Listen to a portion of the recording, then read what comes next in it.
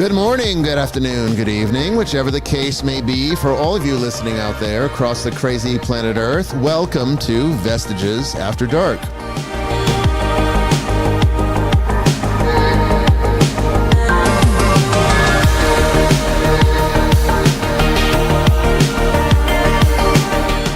And I am your host, Bishop Brian Willett, coming to you live from the deep woods of western Georgia on this October 22nd, 2024.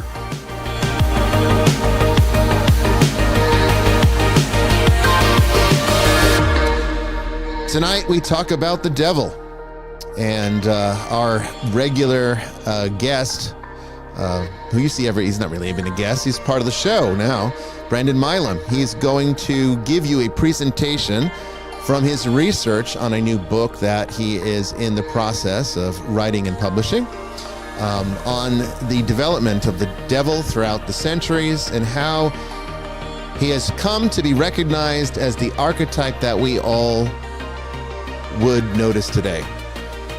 It's going to be an interesting 3 hours, I can say that much. Don't go away.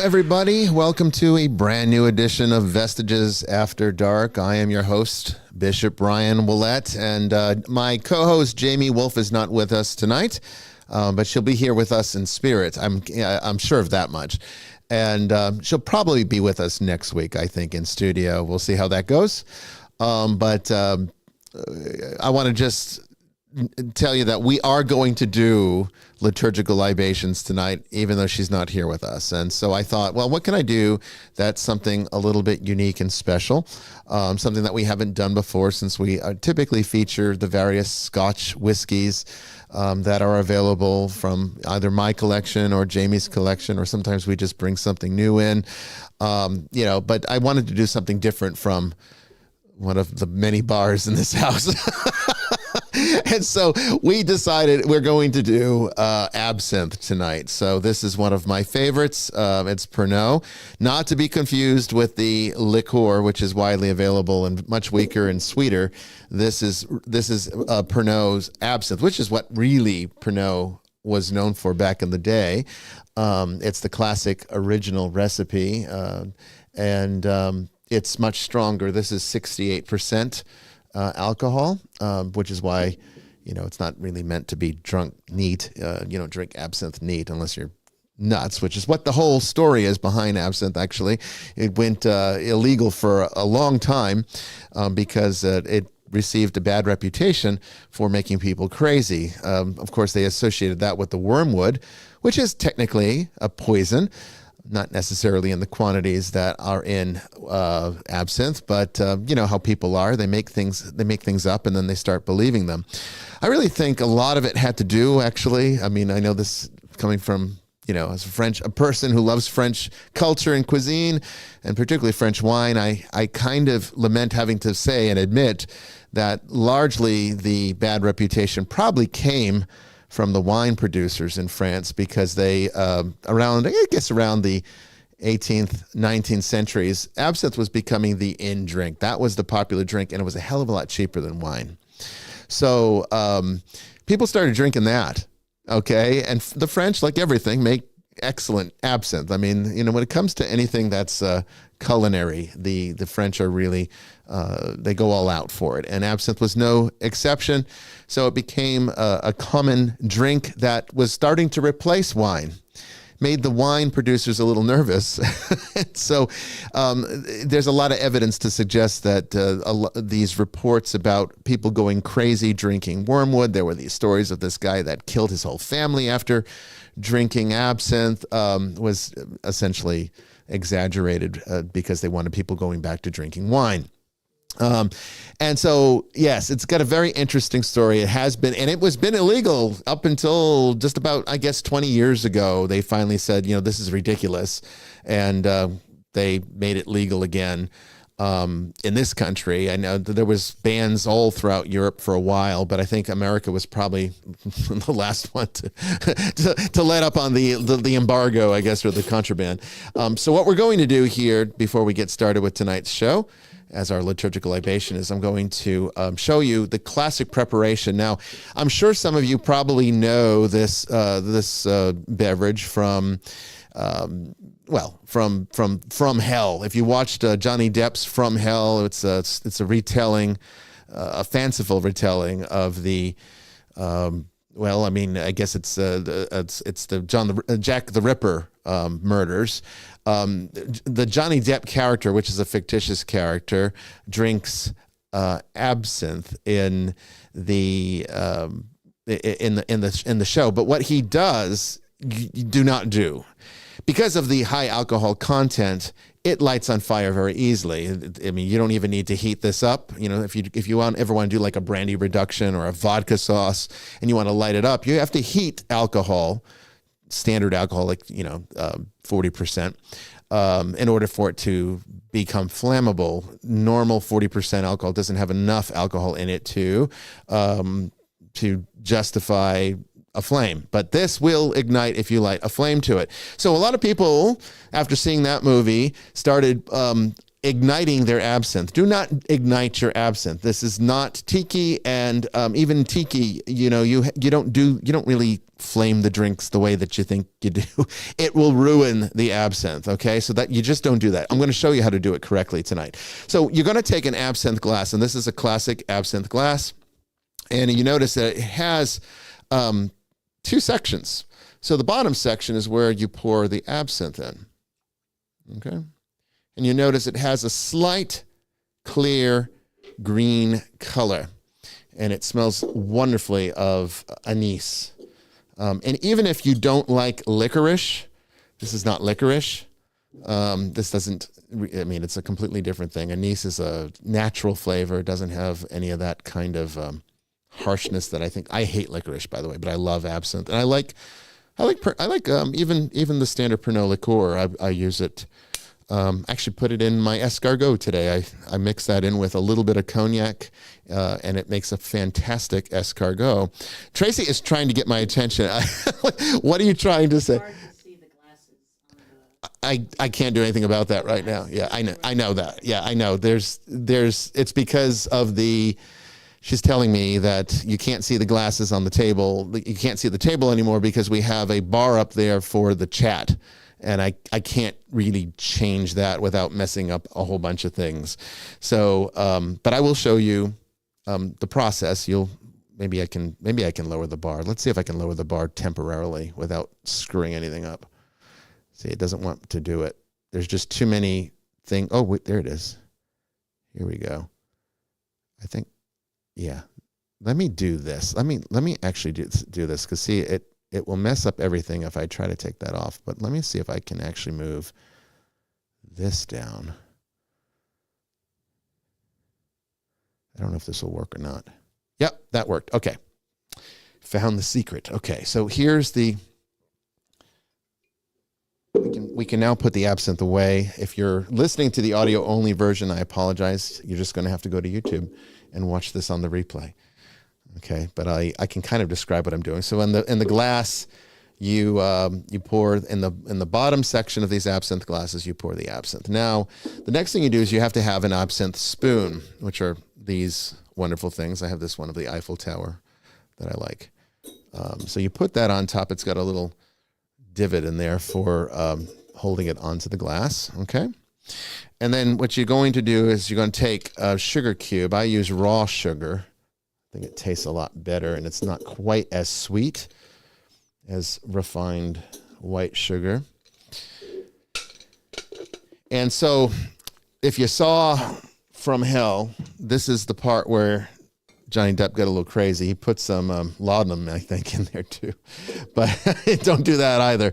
But what you're going to do, what they did is he saturated the cube in absinthe and then lit the cube on fire. That's not what you do here. So we've got an absinthe fountain. I'm going to try to bring that over a little more so you can see it better. And what you're going to do is you're going to put a slow drip over the cube. Okay, maybe a little slower than that. That's a little too fast. And it takes about 10 minutes maybe less. I'm doing one for Tracy as well, so we'll have one on the other side.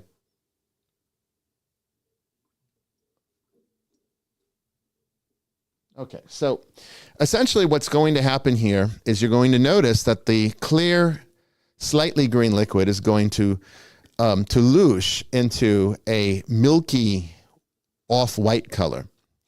And then it's going to fill this studio with the wonderful aroma of anise. And it just smells almost like an herb garden. By the time it's done, it's already starting to happen. Almost like incense burning. It's a wonderful, wonderful ritual and process. And so once this gets up to almost, maybe just a fraction of an inch from the top there, once you have a nice loosh on the color, which we'll see here, once it looks like milk, then you are ready. I'll show you the next step. But while we wait for this to finish, we can talk to our fantastic guest host tonight. Here we got Father Chris Yates, all the way from Australia here on Zoom. How you doing tonight, Father? I'm good. I did think, it is still just too early for me to drink alcohol, really. I mean, I can't believe I'm saying that now. I'm officially middle-aged. But I thought, I can at least have something vaguely exciting. So I've made myself an iced coffee and I've put thickened cream in the top. So, so at least I'm kind of... You can't go wrong with iced coffee because, I mean, that's Tracy's like lifeblood. She doesn't like really hot coffee. So she never actually has a cappuccino from the flat whites that I made you when you were here. It's pretty popular here because, especially this time of year, because it's so hot. I went down to the Sydney Opera House yesterday afternoon to meet to see the King and Queen, who were visiting here at the moment. Yes, and I was really heartened to see the queue snaked all the way back from the Opera House to the cruise terminal and back again.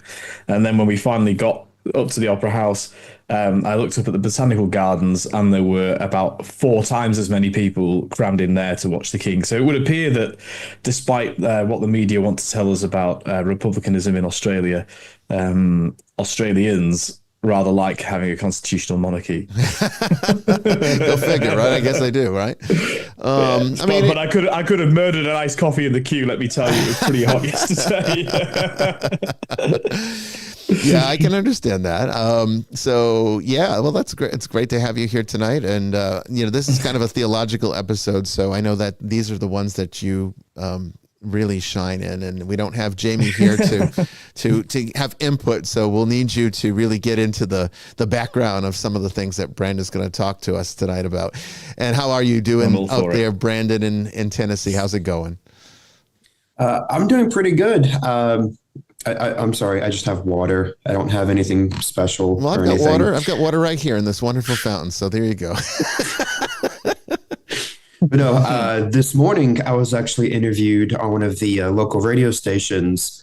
I guess Halloween is around the corner, apparently, and they wanted to interview a paranormal investigator about like what all we do, the equipment and whatnot. And so that was pretty interesting. It was just about 30 minutes, but I'm like, compared to 3 hours on Vestiges, it's nothing. Yeah. I mean, honestly, this was never intended to be a 3-hour show. This was really, supposed to be just an hour. I think we even started doing some at a half hour initially.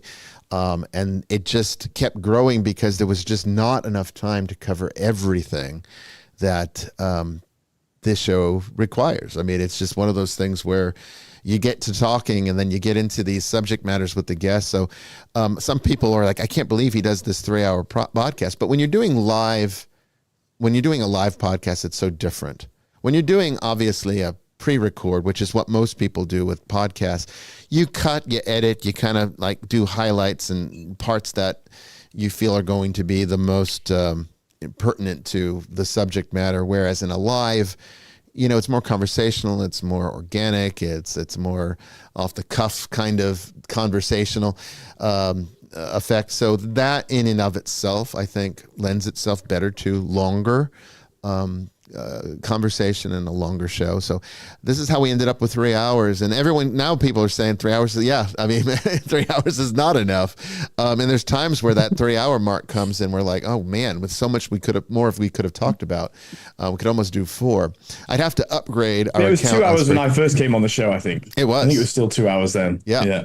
And then we just decided that there just wasn't enough time to do it. So yeah, that's how we ended up with that. And I just want to say that it's because of all of you out there, and the audience has been wonderful for this show.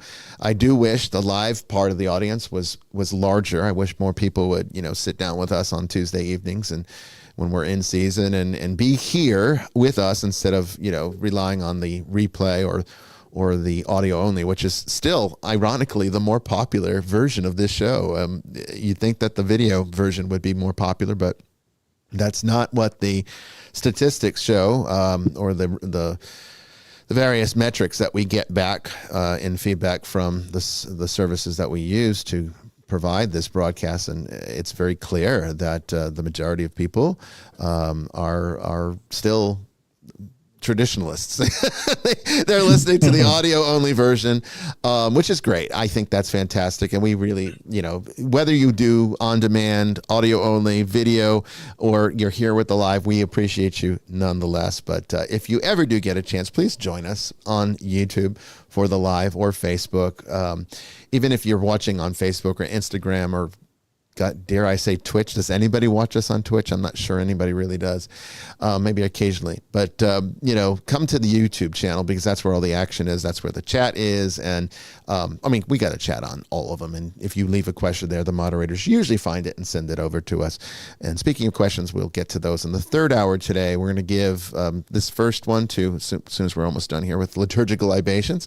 Do you see this nice louche? Look at how it's turning into that milky white, but it's got a slight green twinge just still, but it's more opaque now. It doesn't have that transparent look that it was clear almost when we poured it initially.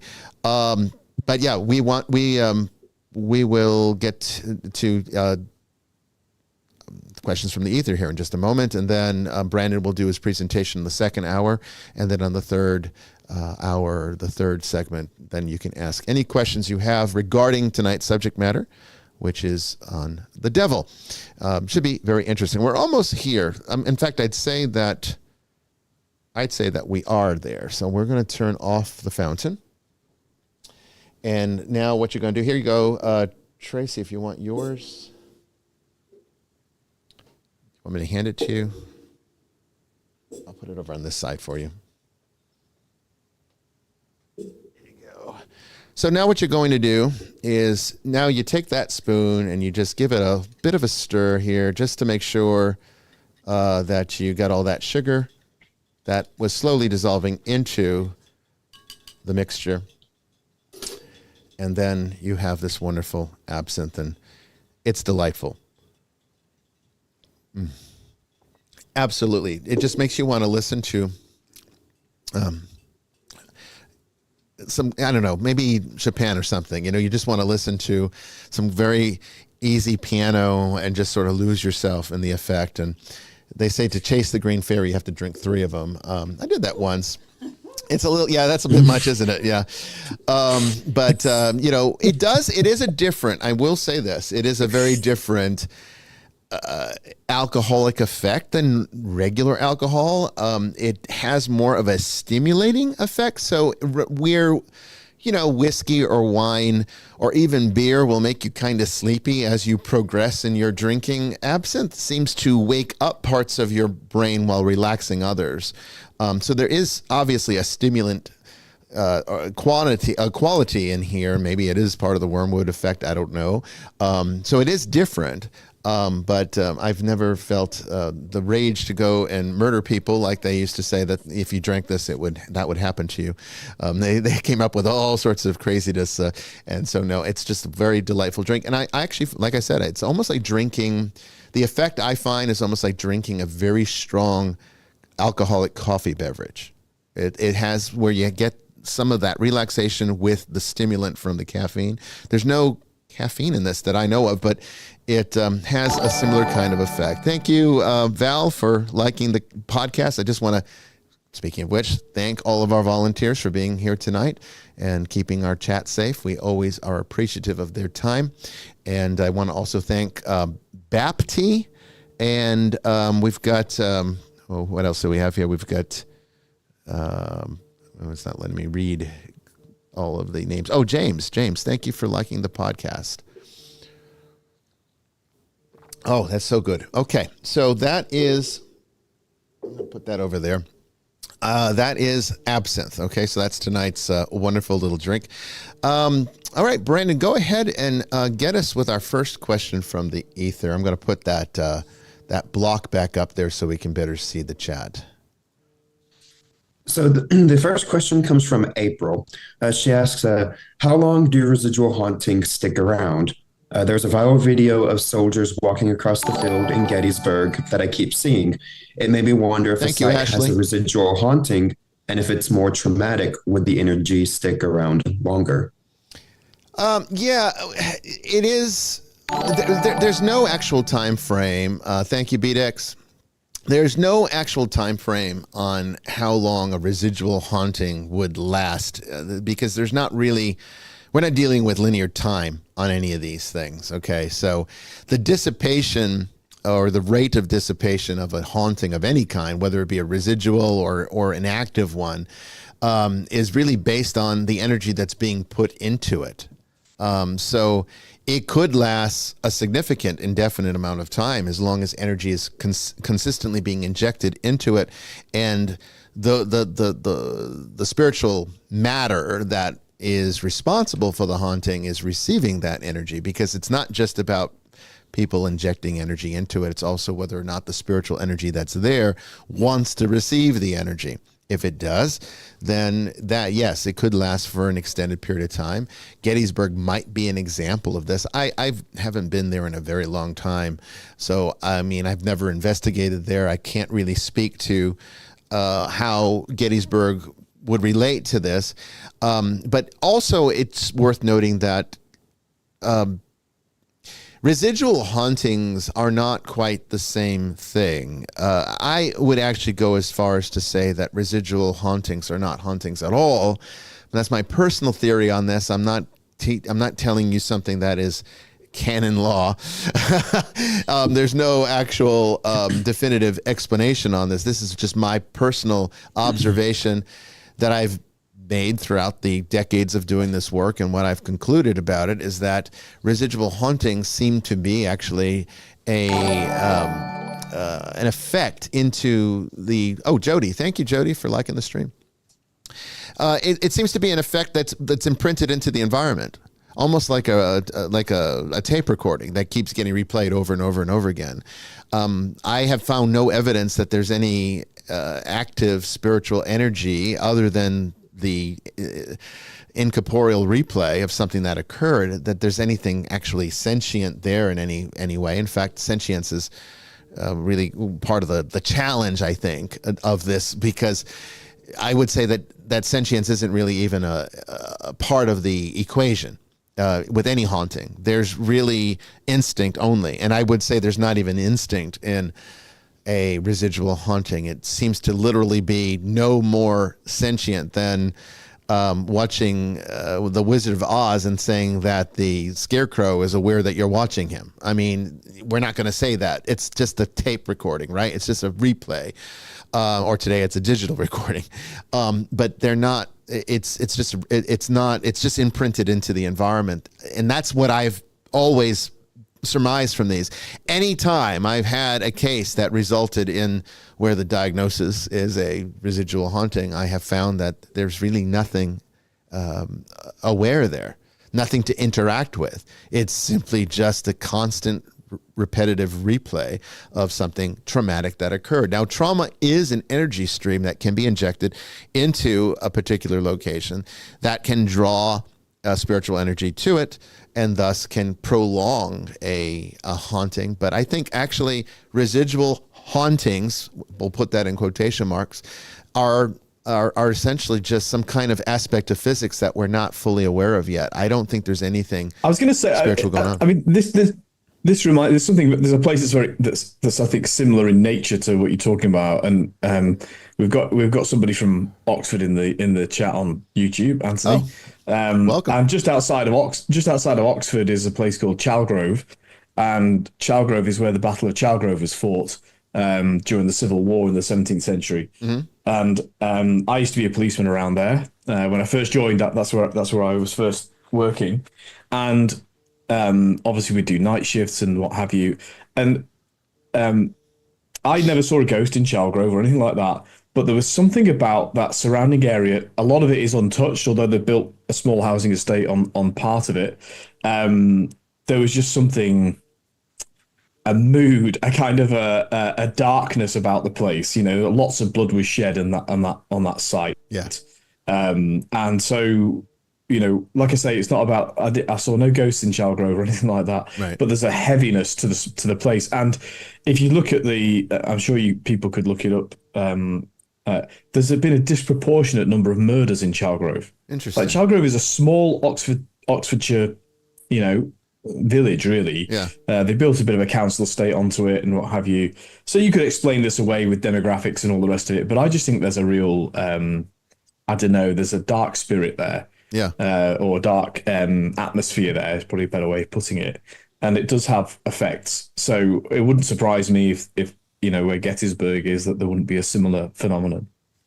Yeah, I think that's probably true. We even have very close to here, Kennesaw, which was a battleground for the Civil War, and there was a lot of death there. And it's definitely a known haunted location. There are reports of these little balls of light that will float and follow you around in the woods at night. Of course, you're not supposed to go there at night. It is closed off, and the rangers will find you and arrest you for trespassing if you were to try to trek through there at night without permission.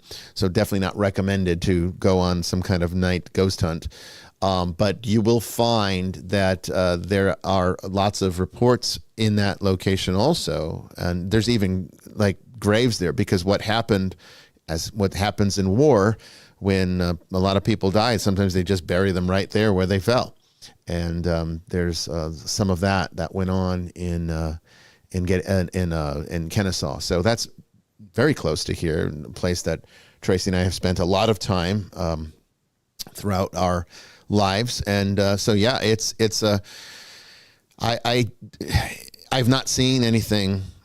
I've not been through it at night to look for these glowing lights, but if anybody sees like soldiers walking through or something of that nature, I can tell you that is not a ghost in the sense that what people think of when they're talking about a haunting. This is more so a replay that's built in, sort of just gets imprinted into the ether and gets repeated.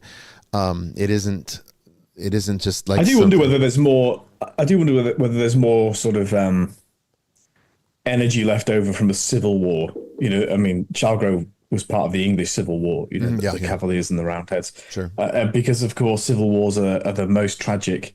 You know, it's brother on brother. So I wonder whether there's more angst associated with the Civil War, because it's not so straightforward as us against them. It's us against us. Right. And so I wonder whether there's a lot more energy, actually, psychological energy invested in a civil war than there is in one with a foreign adversary. It could be. I mean, it could be because there's probably more trauma to that just by virtue of what it is. I mean, civil wars shouldn't happen, right? Isn't it bad enough that we kill, foreign enemies? Do we have to really even kill each other? You know, I mean, come on. Either you're, at least in our case, in the American Civil War, either you're an American or you're not. You know, this North and South kind of crap that went on, ideological differences. I mean, we're the same way today, though. I mean, it's not North and South so much as it is just like left and right. But because you haven't got a king, that's why. Yeah, yeah. King unites. King unites. King unites. Yeah, that will never happen here. They'll never have I don't know. Maybe Trump at least seems to want to be part of a royal family, so it's possible. That wouldn't work. That wouldn't be a constitutional monarchy. You never know. I said this to like Aussie mates of mine who, they think, they think becoming a republic is like an evolution. Of course, I point out that republics were before monarchy. Monarchy is in fact the evolution, but points out that the whole point of how absurd it is. You'd never design a system where somebody that was born next was your head of state, but it's evolved in that common law tradition. Yeah. Which means that the head of state isn't somebody that's politically appointed, or there's no vote, there's no election. That's kind of how it works. Yeah. So in other words, you don't need to be, are you with Trump, are you with Harris? It's just, he's the king, he was born next, and William will be the next one, and it really doesn't matter. Yeah.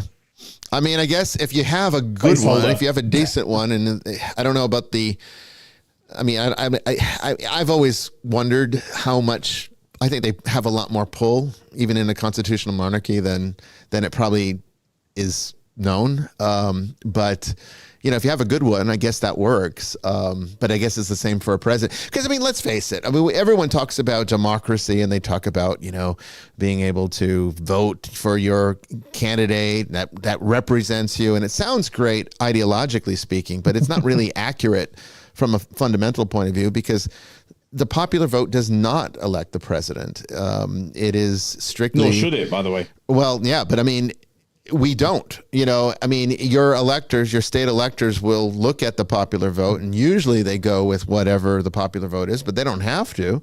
And so in a way, we really don't control who becomes president, and we just can kind of survey, and maybe they'll listen to the survey and maybe they won't, but that's really what it comes down to, in this kind of thing. Well, to quote Sir Winston, democracy is a terrible it's the worst form of government apart from all of the others. There you go. But where is there a democracy in this world? Where is there? There shouldn't be a true democracy. That's mob rule. So you don't have true democracy.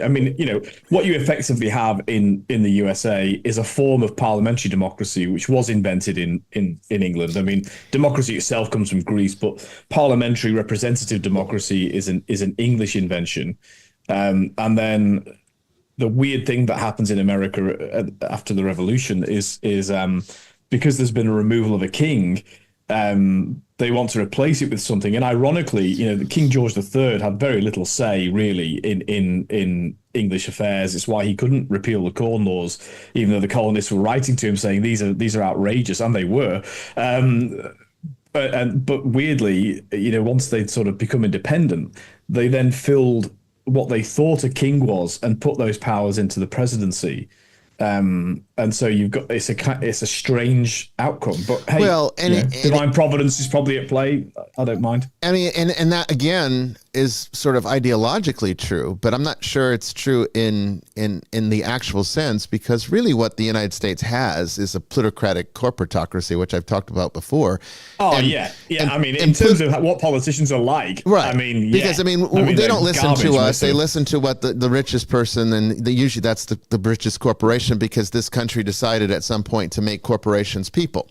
And so they have the same rights as an individual, which is ridiculous. And what that did when they did that is it went from what would be some kind of democracy, whether it be what you're talking about or something else, to essentially neo-feudalism is what we're living right now. And it's sort of like medieval England, before. It's worse.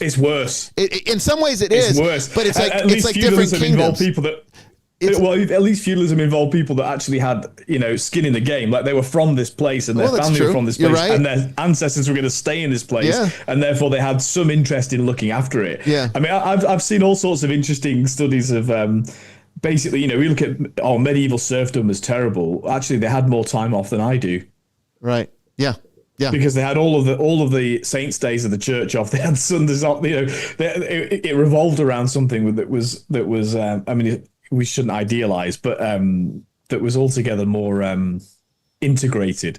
Whereas what this neo-feudalism, I think that's a good word for it. Well, it's what it is, because it's like, England before, I've been watching The Last Kingdom. I've been trying to get Tracy into it. She's starting to watch it. I don't know if you've seen The Last Kingdom. It's a fantastic, fictitious portrayal of how England became England. It's about the late Dark Ages, early Middle Ages, right before England was established and all under one king, one kingdom. Alfred the Great. Yes. Period. Yeah. So it's basically, it's talking about how, Wessex and, Mercia, Northumbria, all these different kingdoms were all vying for control and power. Of course, there was a lot of, the Danes were invading. They held a lot of the territory. So it was a Saxon versus Dane kind of thing. It's a wonderful fictitious retelling with a little bit of actually quite a bit accuracy in there. But of course they change things to make the story more dramatic. So it's more like Shakespeare telling a story about some king than it is like the actual history. But what it does show, though, it's like, all these different kingdoms with all these independent kings is really just like all these CEOs with all these independent companies, and they basically run the show. You have a president that's a figurehead, but what really does he actually do? He goes where the money, he follows the money. That's what they all do. And so they look at the havoc Disney's wreaked on the world just by pushing their agenda. If you look at what's happening in England at the moment, like the current government has got this massive majority, which is really unfortunate in England. Mm-hmm. And so they're getting rid of the few hereditary peers that still exist in the House of Lords. Yeah. That was started by Blair, finished now by Starmer, to replace with appointed peers. And, the virtuous thing of that is, they shouldn't be there by virtue of birth, and we should have experts in there to, assess the legislation. And ultimately, they can't cancel legislation like the Senate can in America. Right. The Commons can force it through with the Parliament Act. It all sounds very good. But, and maybe it's because I'm kind of a crazy traditionalist. I think, no, actually, a bit like William F. Buckley said, I'd rather be governed by the first, 140 names in the phone book. I'd actually rather have the hereditary peers that have got skin in the game over a long period of time. They're going to be there for into the future with their children, grandchildren, great grandchildren. I'd rather they were assessing. Well, I think our politicians should fight wars. I think they should get out there and they should be on the battlefield with their men. Like I don't think this crap where they just like make orders and then as soon as the shit hits the fan, they go into a bunker. I think that's ridiculous. They're just cowards. It's ridiculous. I hate it all. But I guess I'm a medieval man at heart. I don't know. Whereas of course the royal family still go and fight wars. What's that? What do you say? Like I say, under the constitutional monarchy in the Falklands War, Prince Andrew was fighting in the Falklands War. In the Iraq War, Prince Harry was fighting in the Iraq War. You call a war. If you call a war, you need to go fight it with your men. That's the irony otherwise, is they don't call them anymore. That's so true. Politicians call them, and then the royal family go and fight it. Yeah, exactly. That's the way it works. There's a quick question here that I want to mention. That's kind of relevant to tonight's subject and kind of relevant to the last question in a way. But it was Tennessee Trish asked, how do I feel about those who say I'm a religious demonologist instead of an exorcist? I wanted to get to this because it's kind of relevant to what we're talking here tonight. An exorcist and demonologist are not the same thing. In fact, a demonologist is not even really a formal term. It's an informal term that people give themselves when they study demonology, but there's no degree you get in this. The church does not declare this on you. You don't get conferred a demonologist. You aren't ordained a demonologist. You are conferred to be an exorcist if you meet the qualifications. So an exorcist is a formal classification. Not all priests are necessarily classified and conferred to operate as exorcists, although they all should be prepared to. But not all all exorcists would be priests, though, in the Catholic and Orthodox churches. They're really, to call anybody outside of that an exorcist is really just appropriating the term, because it really is a Catholic. It's really a Catholic term, honestly. It really is. And in terms of demonology, that's when people study the and investigate and research demon activity, and maybe they get involved in the resolution process, but they're not commissioned by any entity like the church to go and cleanse a house or remove a demonic oppression from someone. That's not what they, I mean, I know there are those that do that, but that is not the same thing as what we do. And in fact, an ordained priest might know very little about demonology and all the rest of it. They usually do. They can still perform an excism. Mm-hmm. So, well, most exorcists don't care. I say perform an exorcism, when I say perform an exorcism, Father Walter and I were talking about this because I went to see him last week, as you know, in his castle, and he lives in a castle. It's quite extraordinary. Nice. But we were talking about this, that most of the time the exorcism happens simply by our presence. We go to a place. It's true. And it's not us, of course. It's not us. It's the grace of orders. I'm not claiming. I'm not claiming any. No, it's just because they just like your good looks. I mean, they can't take it. They have to get that's out. That's right. Yeah. That's it. They can't take it. Yeah. They look at the hair. They're like they're done. So, but yeah, so it's just that the grace of orders has that effect, and so most of the time, priests are exercising everywhere they go with absolutely no cognizance of that. Like and then there are those priests who are set aside to deal, very deliberately in the ministry of exorcism for cases where the presence of a priest is not simply enough.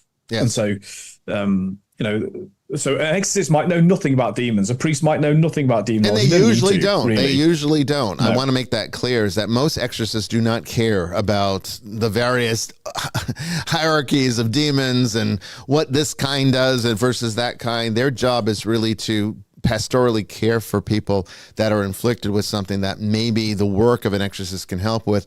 They don't really care about the demons and who they are and what they do.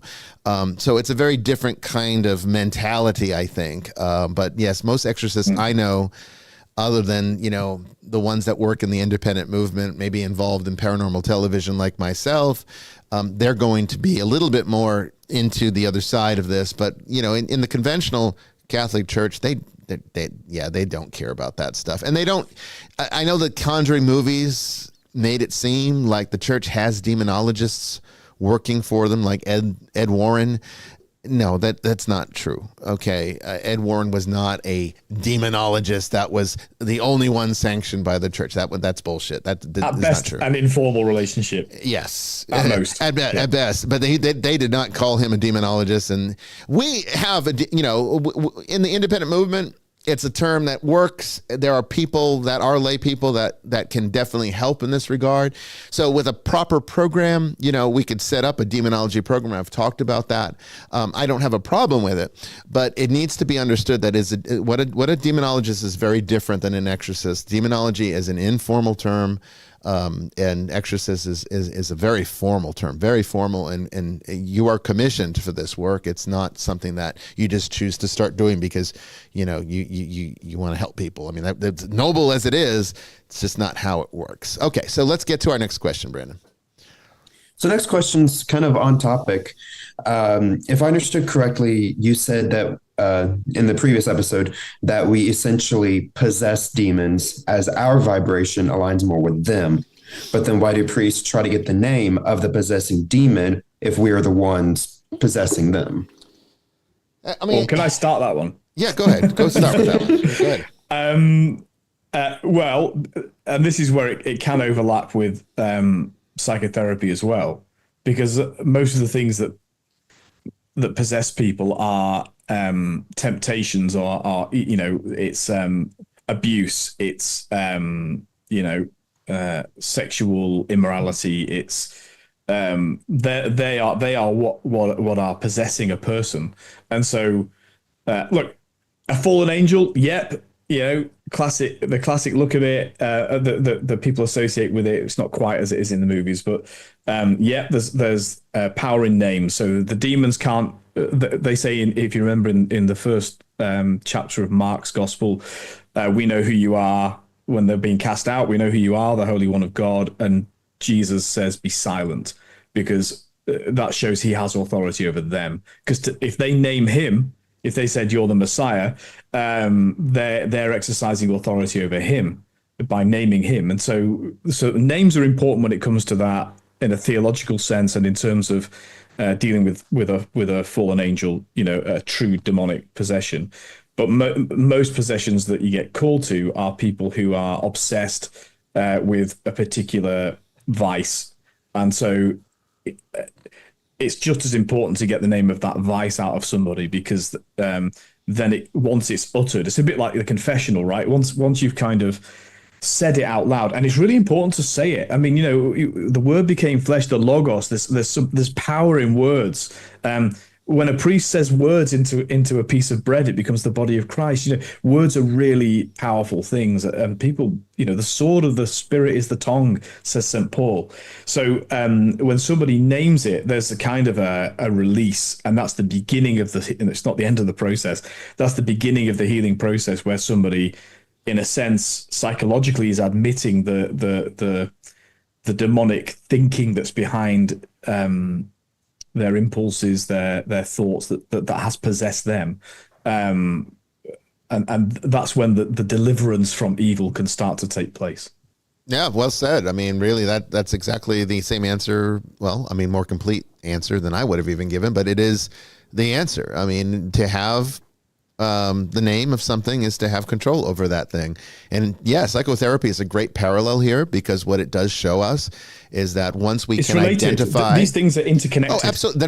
They're not different. I mean, that's why the ancients understood spiritual to be the realm of the mind, because they are the same thing. That's why the word psychology literally, is a spiritual word. And psyche, it's the spirit, right? The spirit. I mean, that's exactly what it is. So there's a reason for that. They're not distinctive. They're not different. It's not like the spiritual world is something that's out there. No, the spiritual world's right in here.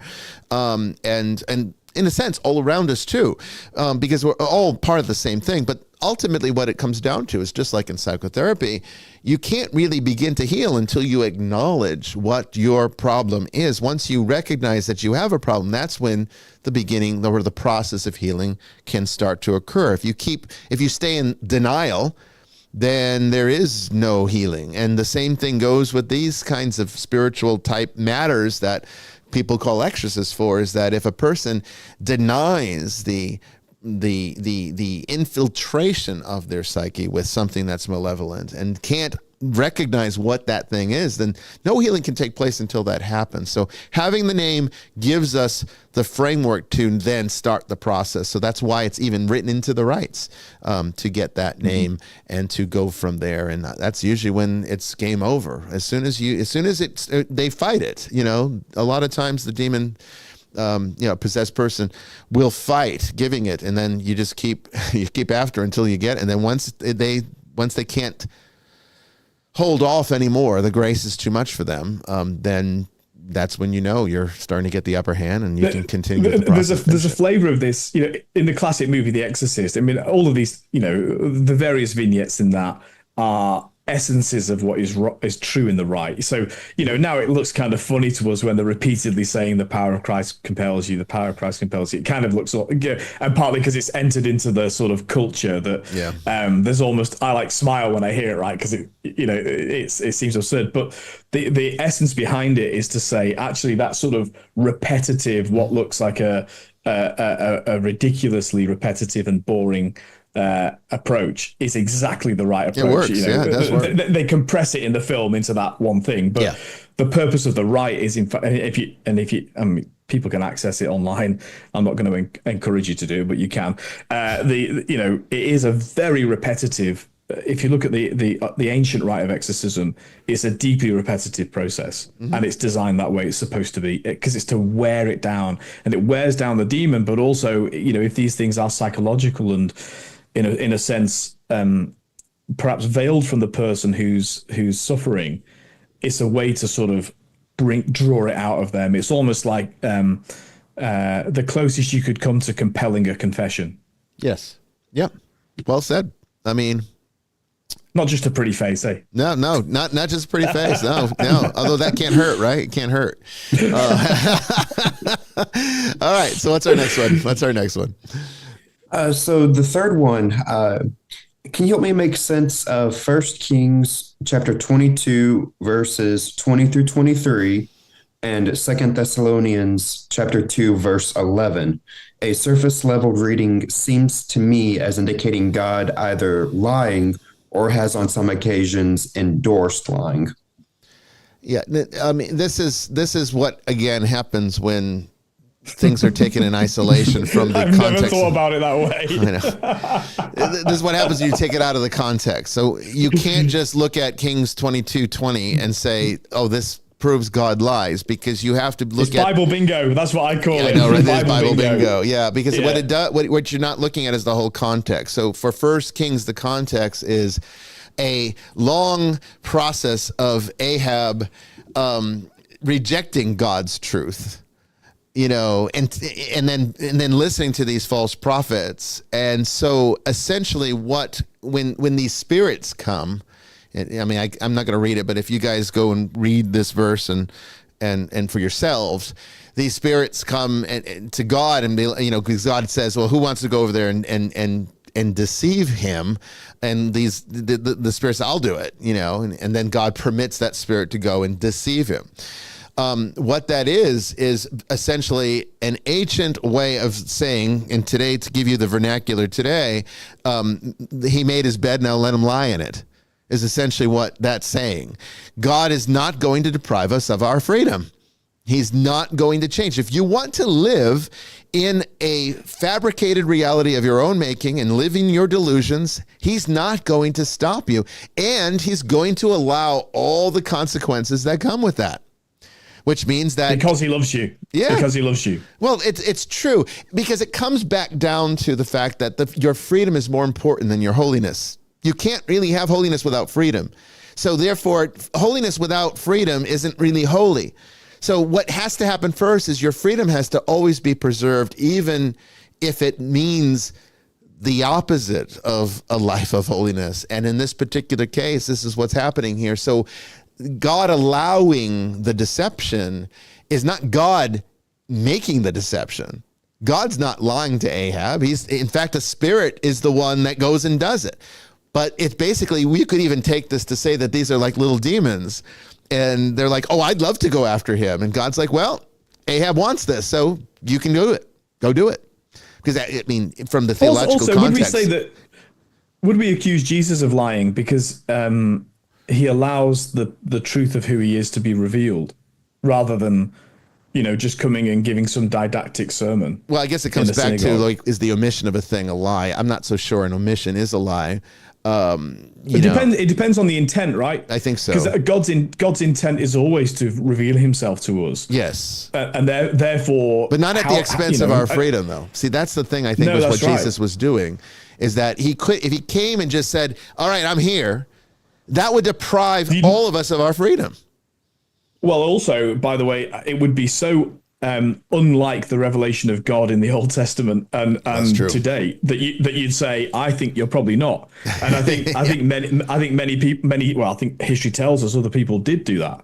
Well, and even we today, don't know who they are, Father, because they were just flash in the pan. Even today, You know? I mean, we don't. You can't, until God reveals himself to you. There's really no way to actually believe in him. Yeah. I mean, I can try and convince you intellectually, right? But that's never going to be enough. But until you have the experience, you're always going to think that you know that Christian is nuts. Until you choose, until you make the choice. Yeah, it's true. Change your mind. It's metanoia, right? Yeah. Allow your mind to be changed. Correct. And until you reach the point where you want to let that happen, nothing's going to impose on that. Nothing, not God himself. Correct. So when we get to, when you get to something like this, there is something to be said for the fact that if a person wants to live in delusion, then God permits that to happen. Clearly, because the same thing happens with any atrocity that happens in the world.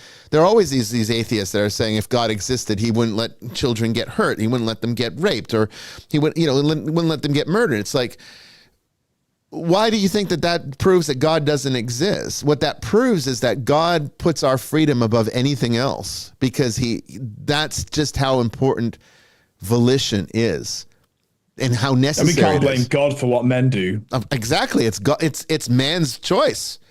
just because God allows man to be free and does not deprive them of that freedom does not mean God doesn't exist, and nor does it mean God doesn't care. It just simply means that he allows us to live with what the consequences of our actions are, no matter what they are. Was it John? I think it was John Milton. I might be wrong. Even describing Adam and Eve, the Edenic state of man, that in fact, even in Eden, we were strong enough to stand, and weak enough to fall. Yes. In other words, we don't let Adam and Eve off because the serpent was there.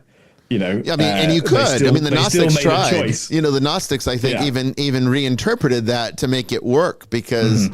It sounds like, it wasn't their fault. The devil made them do it, right?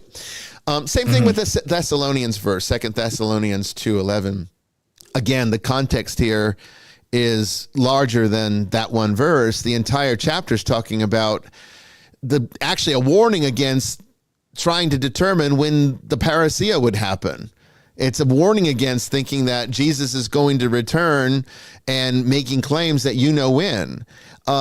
So the point here is that one of the marks of that precedes the coming of Jesus would be a great apostasy where, basically no one believes anymore. This is why I've said at Mass, I know people get confused because I don't, as we've talked about on this show with eschatology, and I've talked about on numerous sermons, I don't subscribe to dispensationalism. I don't believe in that bullshit. The church does not acknowledge that. The fathers of the church did not think this way. This is very modern theology that has nothing to do with Christianity. It's all invented.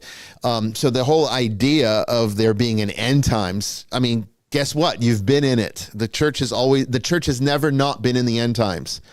The whole point of the church was to be able to get through the end times. So the end times started as soon as Jesus died on the cross and resurrected from the dead and ascended into heaven. That's when the end times began.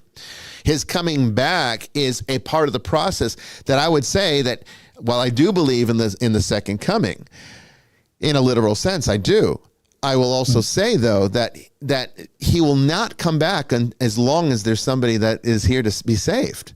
As long as people can benefit through the grace of the church, that he will keep coming back. He won't come back until that day that there's no one left to save, which is why in Thessalonians, it's preceded with this notion that until there's a great apostasy, which means there's no one left to save, there's no more work for the church to do, then Jesus comes back. And that's what it's basically saying is the strong delusion that Paul's talking about here is that the people that want to live in the darkness of falsehood and lies will be allowed to do so. The same kind of thing that was happening with Ahab and Kings. I'm sorry, Father, what were you going to say? No, I was just going to say, dispensationalism itself, this is the idea that, God has acted in different ages, yes. Which is exactly how God doesn't operate, by the way. Absolutely. Yeah. I don't understand how a Christian can say they're a dispensationalist and believe in the Trinity. I think those things are incompatible.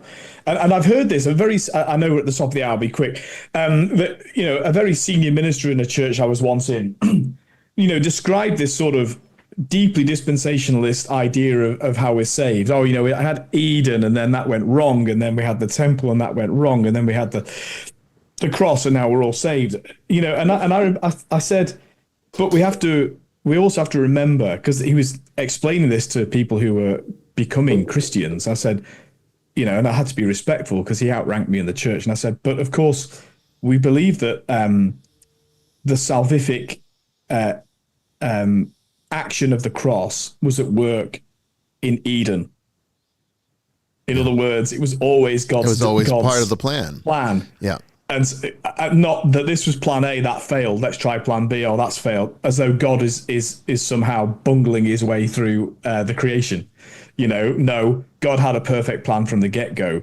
And so, dispensationalism doesn't fit into that. And I don't know how anybody could have any confidence in their salvation if they had that view of the world, which is why it's garbage and the church does not officially teach it, although of course there are. This is modern Protestants stuff that like it. It is. It's evangelical mostly. A lot of Protestants reject this. It's mostly evangelical groups that are into this. Pentecostalism, I think, gets into it a little bit, if I'm not mistaken.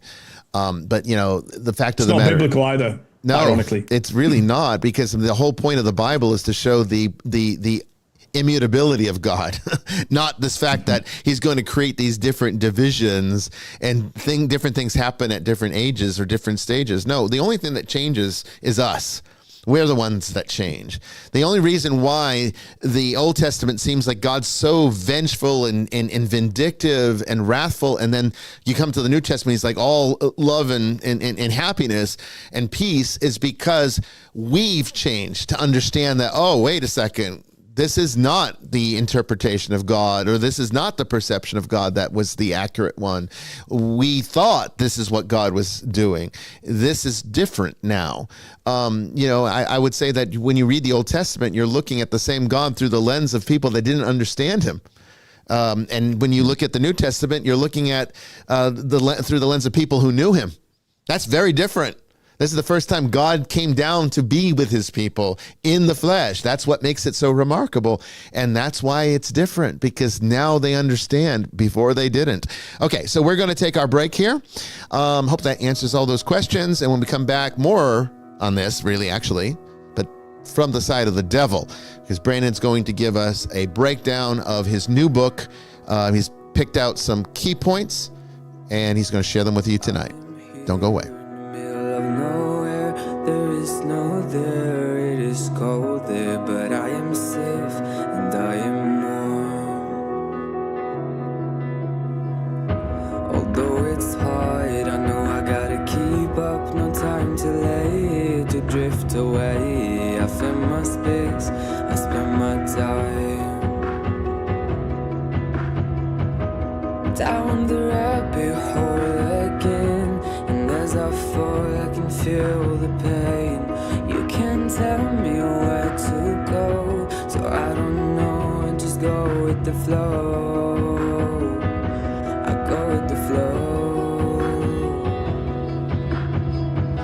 I'm falling up, I'm falling down, from the sky and from the ground. Up above just like below, and I don't know where I should go.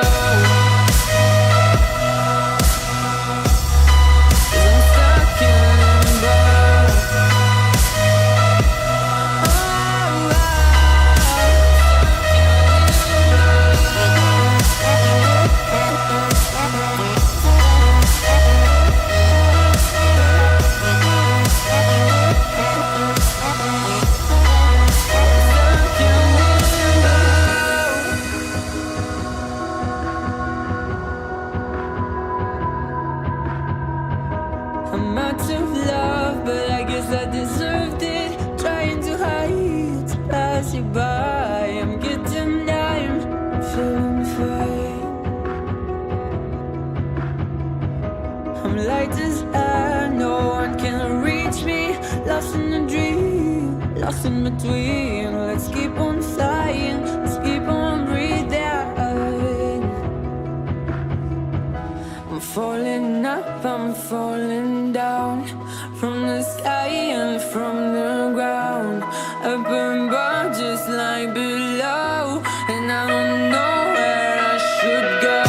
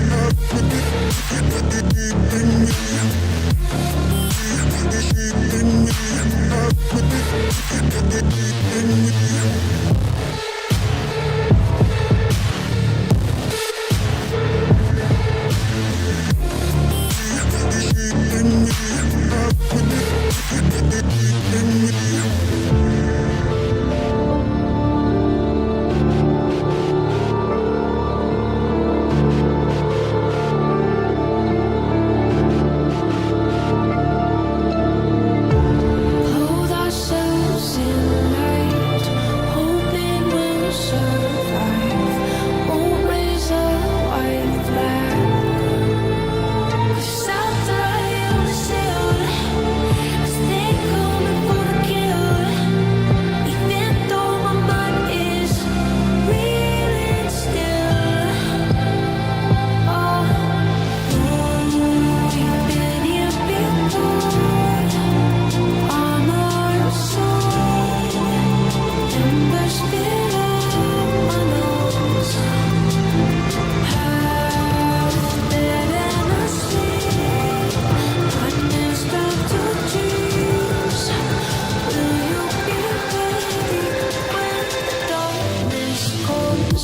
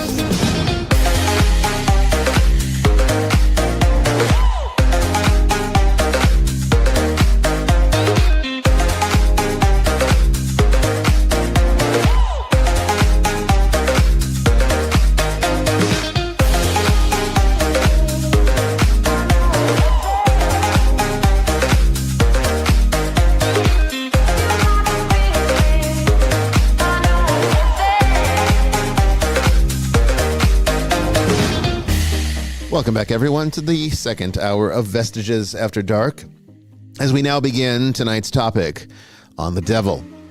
Brandon's book, The Devil's Advocate, a comprehensive guide to the history and evolution of the Satan Archetype, is in the process of being written. It's not available yet, but when it is available, we'll certainly make sure you know about it. But he's going to give you a preview tonight, a small fraction of what's contained in this book, as he talks about some of the primary points that are relevant to our audience and people's interest in this subject. I think you're going to enjoy what we have to share with you tonight, and if you have questions, you can ask them in the third hour. Please keep your questions restricted to what Brandon's talking about tonight on topic, okay? The next week is open line, so we can take more questions then.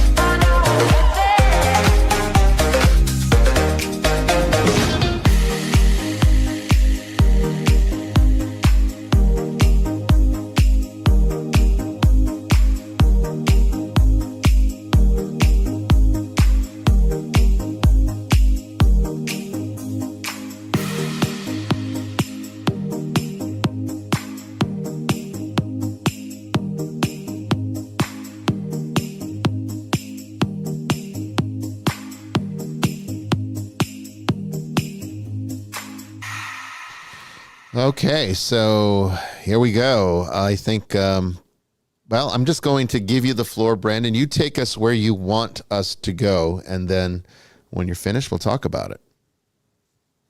Right, so I guess I can start why I'm working on this book. And I guess in all honesty, I can thank my upbringing for that.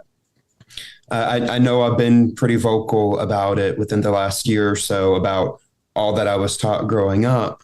And one of the bigger things I was taught of in regards to the devil essentially is he's a figure we need to fear.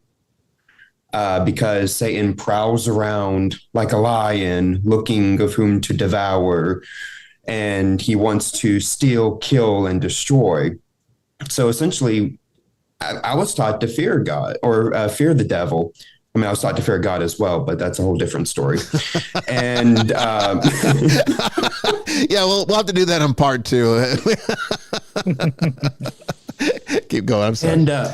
And I do know that it wasn't just a overactive imagination of a child or not quite understanding the sermons, because I remember having a discussion with someone around my parents' age who had went to the first church that we did in where I live.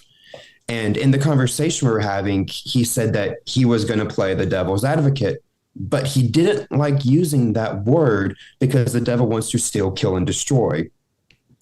So there was just like this fear of the devil.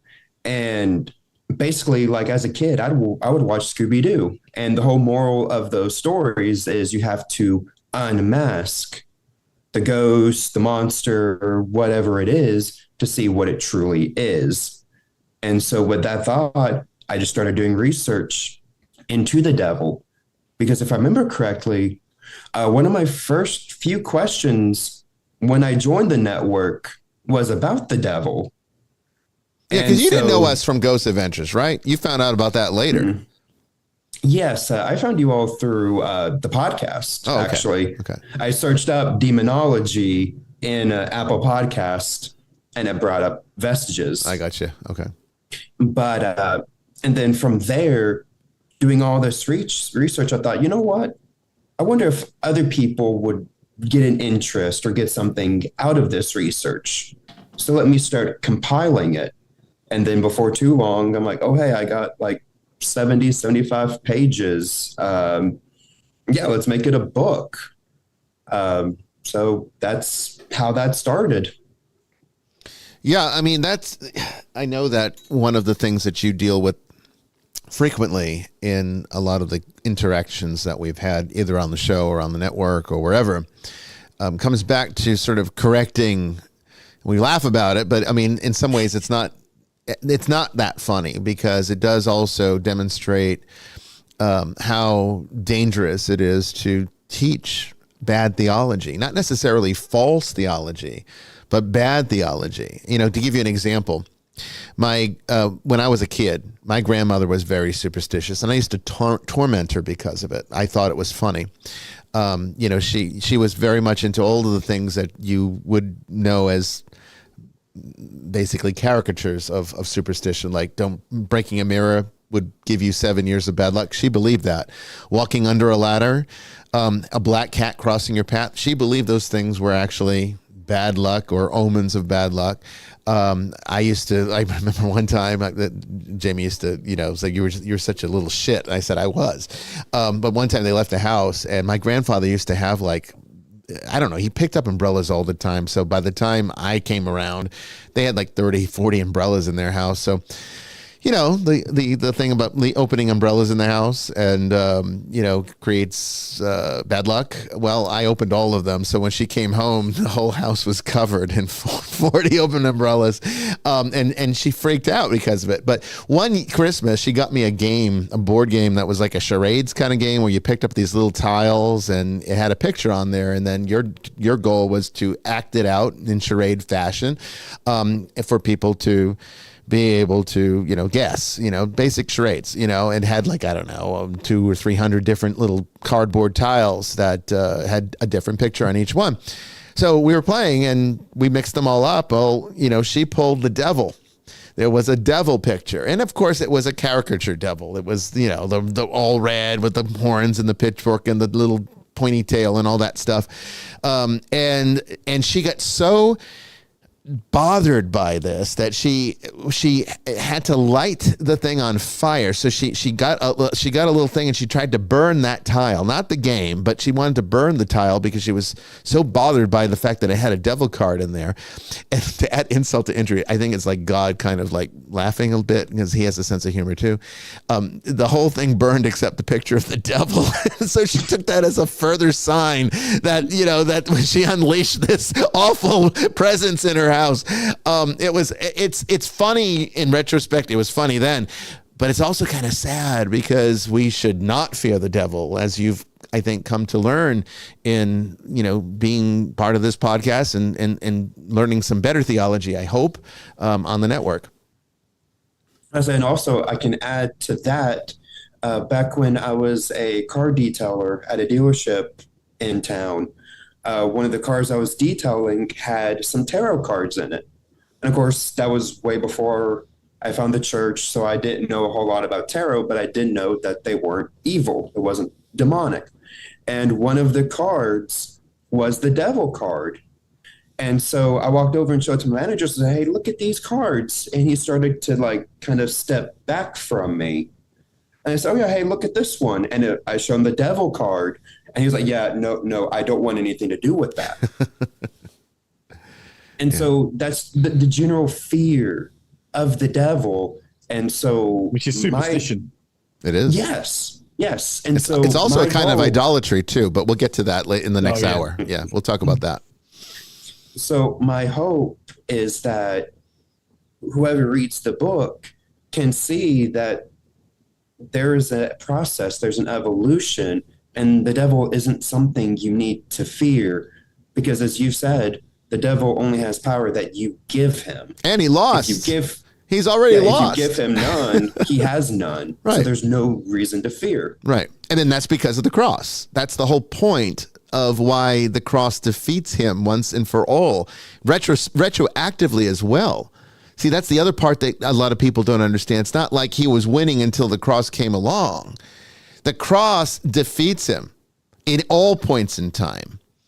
And therefore he's been rendered powerless. He's been castrated by the cross. He's impotent. And he can manipulate and everything else, but that's not something to fear. That's something to dismiss.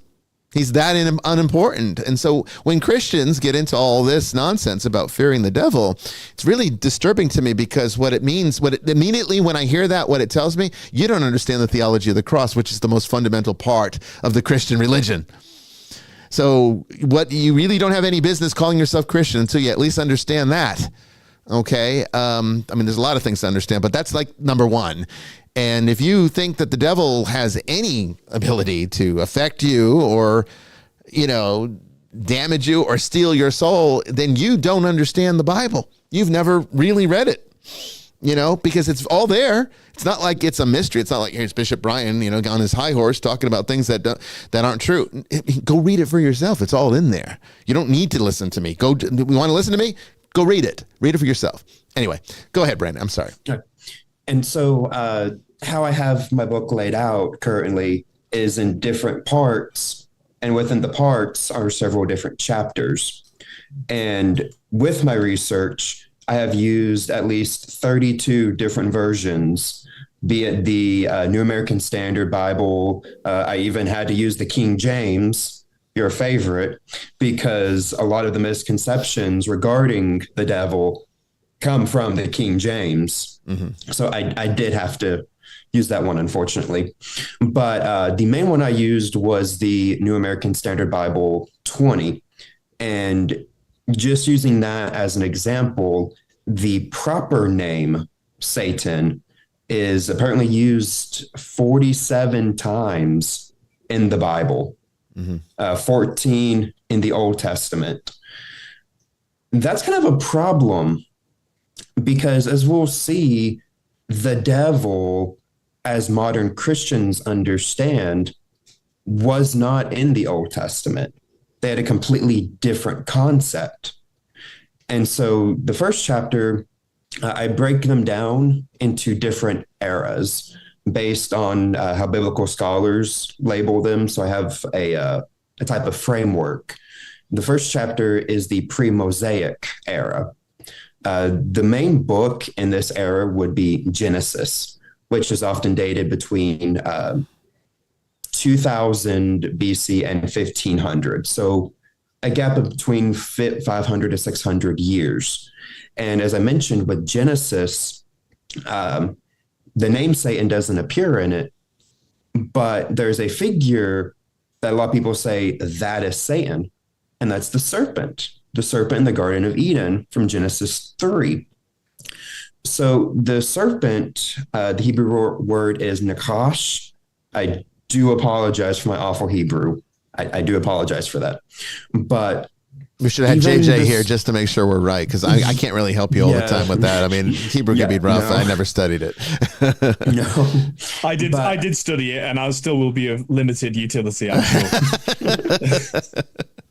But even the serpent has an evolution. Prior to and during the time period, what's called First Temple Judaism, the serpent was often understood as a metaphor for a concept called Yetzer Hara, which that is understood as humanity's inclination to do wrong, to violate the will of God.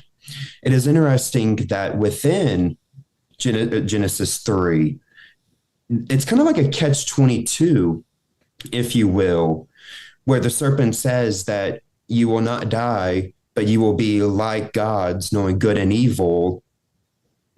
They do become like gods, knowing good and evil, but then they are eventually to die. So it's a catch-22, in my opinion, with that. But the first indication or trying to connect the devil with the serpent can be found in the Book of Solomon.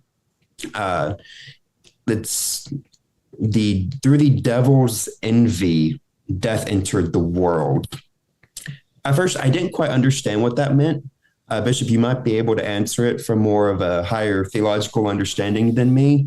But the best plausible way I understand it is this verse is actually not a reference to the devil. It is a reference to Cain and Abel. Because while Abel and Cain both offer sacrifices to God, it seems that God favored Abel's more than Cain's. And so through Cain's envy, he killed Abel. Within Genesis, Abel is the first one to die. So to me, that was kind of the more plausible reading of it. Would you have any say in that? I mean, death, the thing is, I'm sorry, I'm having a problem with my screen. I clicked something and now I've got all of us up on screen and it's for some reason not going back. So if you wouldn't mind just telling me, I heard the first part of your question. Can you tell me the question again? Just make sure, because I was trying to fix it and I missed some of the things you just said. I'm sorry. Oh, you're fine. So what would be a better theological understanding through the devil's envy, death entered the world? Okay, so we have to understand that from the Jewish vantage point, as you already pointed out, there was no supreme entity of evil. That would have been a type of blasphemy, also a type of idolatry, to even make the assumption that there could be something else other than God, or something that could even compete with his greatness, even if it was on a lower level, like what we see with the different variations of Zoroastrianism, where, JJ pointed out that in the beginning, I think they were equal, and then over time and to where Zoroastrianism is today, now the evil god is much less powerful than the good one. But even that concept to the ancient Israelites would have been unthinkable. So there would be no way for there to be anything that could exist or operate outside of God's will. It just couldn't happen.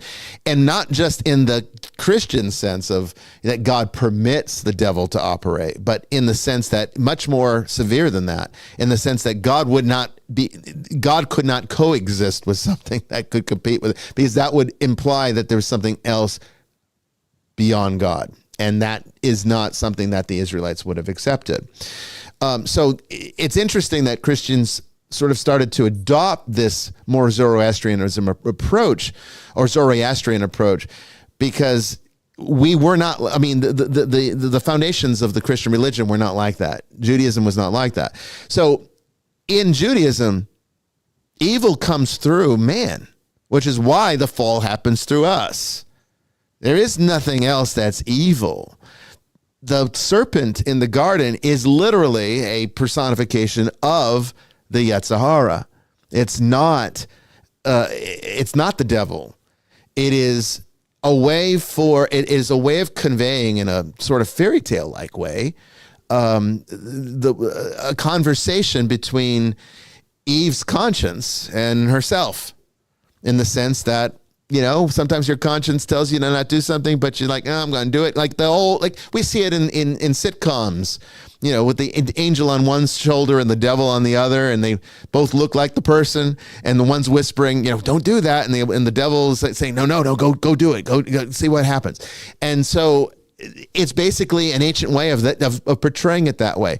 The people of the time would not have looked at that and say, oh my God, you mean there's this evil creature out there?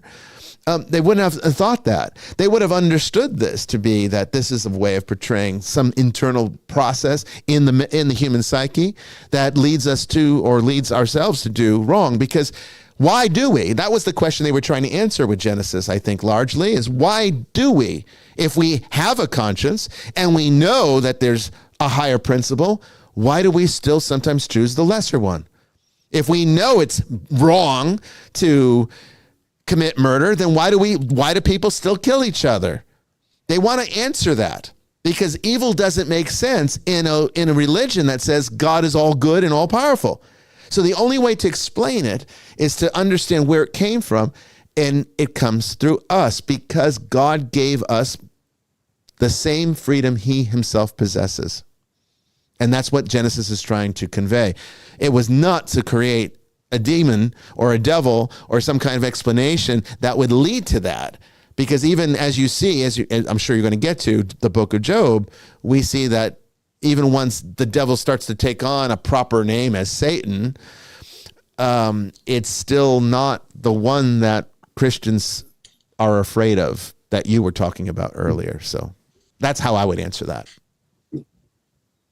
So it's interesting that the serpent, there are a lot of different ways or attempts to identify it. The first actual identification of the serpent actually comes from First Enoch, believe it or not. And within Enoch, it's trying to identify the serpent as a watcher, one of the children of God named Gadriel. It's saying that this watcher was the one who tempted Eve, who led her astray, not the devil, not this Yetzer Hara, it was Gadriel. However, much later, it is in the pseudepigraphal work, The Apocalypse of Moses, that says that the serpent is just a serpent, but the devil comes into the garden speaking to the serpent and telling him, let me speak through you so that we can expel these humans, which I will say just briefly, within the Apocalypse of Moses, it's Eve narrating to her offspring that she overheard the conversation with Satan and the serpent. Mm-hmm. So it's just another way to understand that this is a story trying to explain the unexplainable. And then afterwards, the Apocalypse of Abraham is the next one to identify the serpent as the watcher Azazel. So it's not just a regular serpent. It's not Gadriel. It's Azazel. And then we have in Revelation 12, verse 9, that ancient serpent. Based on my research, a more appropriate candidate wouldn't be the serpent from Eden, it would be Leviathan. The reason I came to that conclusion is because Leviathan is depicted as both a primordial chaos sea serpent and a dragon. Mm-hmm. So you have in Revelations that Satan's referred to as the red dragon, and then that ancient serpent. Well, Leviathan is the only other figure that is depicted not just as a dragon, but a multiple-headed dragon. Mm-hmm. I do believe that's Psalm 74. I want to say verse like either 12 or 13 that talks about God crushing the heads, plural, of Leviathan. But what I did find the most interesting is the devil wouldn't be directly identified as the serpent until Bishop Irenaeus in his writings against heresies. And I did find where it said, quote, he has therefore in his work of recapitulation summed up all things, both waging war against our enemy and crushing him who had at the beginning led us captives in Adam and trampled upon his head, as you can perceive in Genesis. So basically you have from the original writings of Genesis, let's say for even numbers, 2000 BC, all the way to around 200 AD, you had that gap of trying to identify the serpent, trying to explain what the ancient Jewish people already knew, it as Yetzer Hara, but later becomes equated with the devil. When it comes to the what would be the next era, which is the Mosaic era, this would be the remaining 4 books of Moses, traditionally speaking. Right. You now have the Hebrew word Satan. This just translates to adversary or accuser or opponent. This is a word that is never identified as a name because this word Satan is given to an angel sent by God. The only 2 examples in the entire Pentateuch are found in Numbers. And this is the story of the seer or the prophet Balaam going to curse the Israelites. And so during this, an angel sent by God comes to oppose Balaam. And even it's verses 22 and 32 that says, but God was angry that he was going, and the angel of the Lord took his stand in the road as an adversary against him. Mm-hmm. And then the angel himself says, why have you struck your donkey these 3 times? Behold, I have come out as an adversary because your way was reckless to me. And so to quote a rabbi, one of the rabbis that I listened to help me, Michael Skobach, he said, if you ever want to understand anything in Judaism or the Bible, you need to find the first place the idea occurs. And using that, Satan is just adversary. You know, and I can add more insight into that too, because that particular story you're talking about with the donkey and all that, that angel that stands in the way of that acts as, where it says, I stand as an adversary, is traditionally any time in Orthodoxy, in Orthodox theology, it's lesser so known in Catholic theology. It's recognized, but just not talked about the same way. But in Orthodox theology, anytime the Old Testament says an angel of the Lord, It's actually interpreted or understood to be Jesus. So one could say in this particular situation, when this angel comes down and says, I stand as an adversary, and the word Satan is used, it's Jesus calling himself Satan. And that's where this goes to show you, when you get into the complexities of Christian theology, the parts that people don't talk about, because this is a level of scholarship that most people don't have, or don't even really care to have. They're content going to church on Sunday and listening to some pastor who probably has a very rudimentary understanding of the Bible. Most of their education is spent in pastoral ministries, not theology. They're not theologians. Most pastors are not theologians. Even I'm not a theologian. Okay? I probably know a lot more about theology than most pastors, but I'm still not a theologian. But the fact of the matter is, what's very interesting is, when you get into the deep complexities here, you realize how misled these modern interpretations are. And this is why it's so problematic. I mean, it's not me being like, oh, I'm just going to turn the devil on his head, upset a whole bunch of Christians because I want to. It's that, no, you need to understand why it's problematic. The reason that this is problematic to think of Satan as a person, as an entity, as some kind of like opponent to God, is that you're not going to understand anything. I think there's an even more basic problem. I think that most people associate if there's a restriction on what human beings can do, they associate it with the devil. Well, they forget that when Adam and Eve were cast out of Eden, God appointed an angel to guard the gate, right? Right. In other words,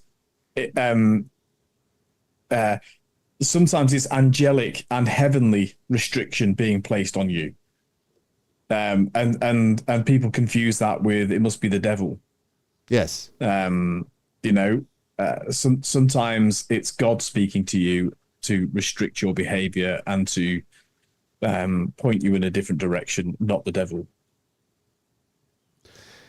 I agree with that. I'm still trying to work this problem out. For some reason, it is not changing the screen, and I guess it's some kind of thing with Zoom where it's a problem. So, Brandon, keep going. I'm going to keep trying to work this out. It's the topic. It's the devil. The devil doesn't. The devil's trying to stop us.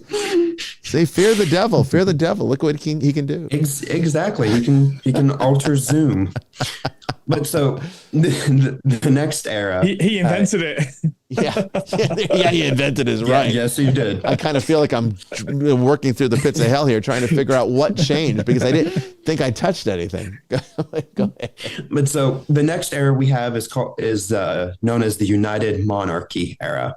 So this takes place between the reign of King Saul all the way to King Jehoshaphat, if I'm pronouncing that correctly. Mm-hmm, Jehoshaphat. Okay, good. I didn't think I would be. So in this era, which is comprised of like 1 Samuel, 2 Samuel, 1 Kings, all those books, the word Satan shows up again.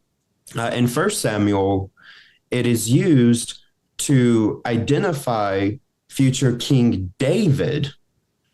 Just to quote a verse 4 of chapter 29, but the commanders of the Philistines were angry with him, and the commander said to him, make the man go back so that he will return to his place where you have assigned him, and let him not go down to battle with us, or in the battle he may become an adversary to us. Right.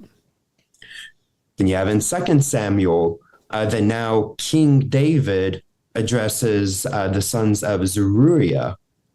If I mispronounce these, I am sorry. Don't feel bad, because I had a pastor once, that he was a great guy.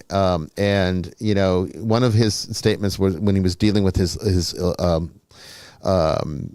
when he was teaching people to be readers, and they would be intimidated by the Old Testament readings because there'd be all these complicated words that nobody ever uses. So it's like, and you probably have never even heard it in speech, so you're not really sure.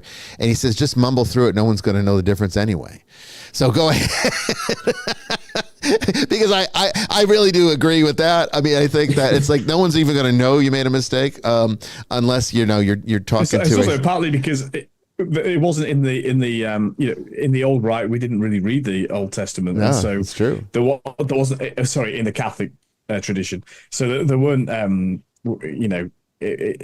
we're not so familiar with them. Whereas a lot of New Testament names are no less complicated, but because we've repeated them over 1,000 years, we're all right with it. Right. Yeah, exactly.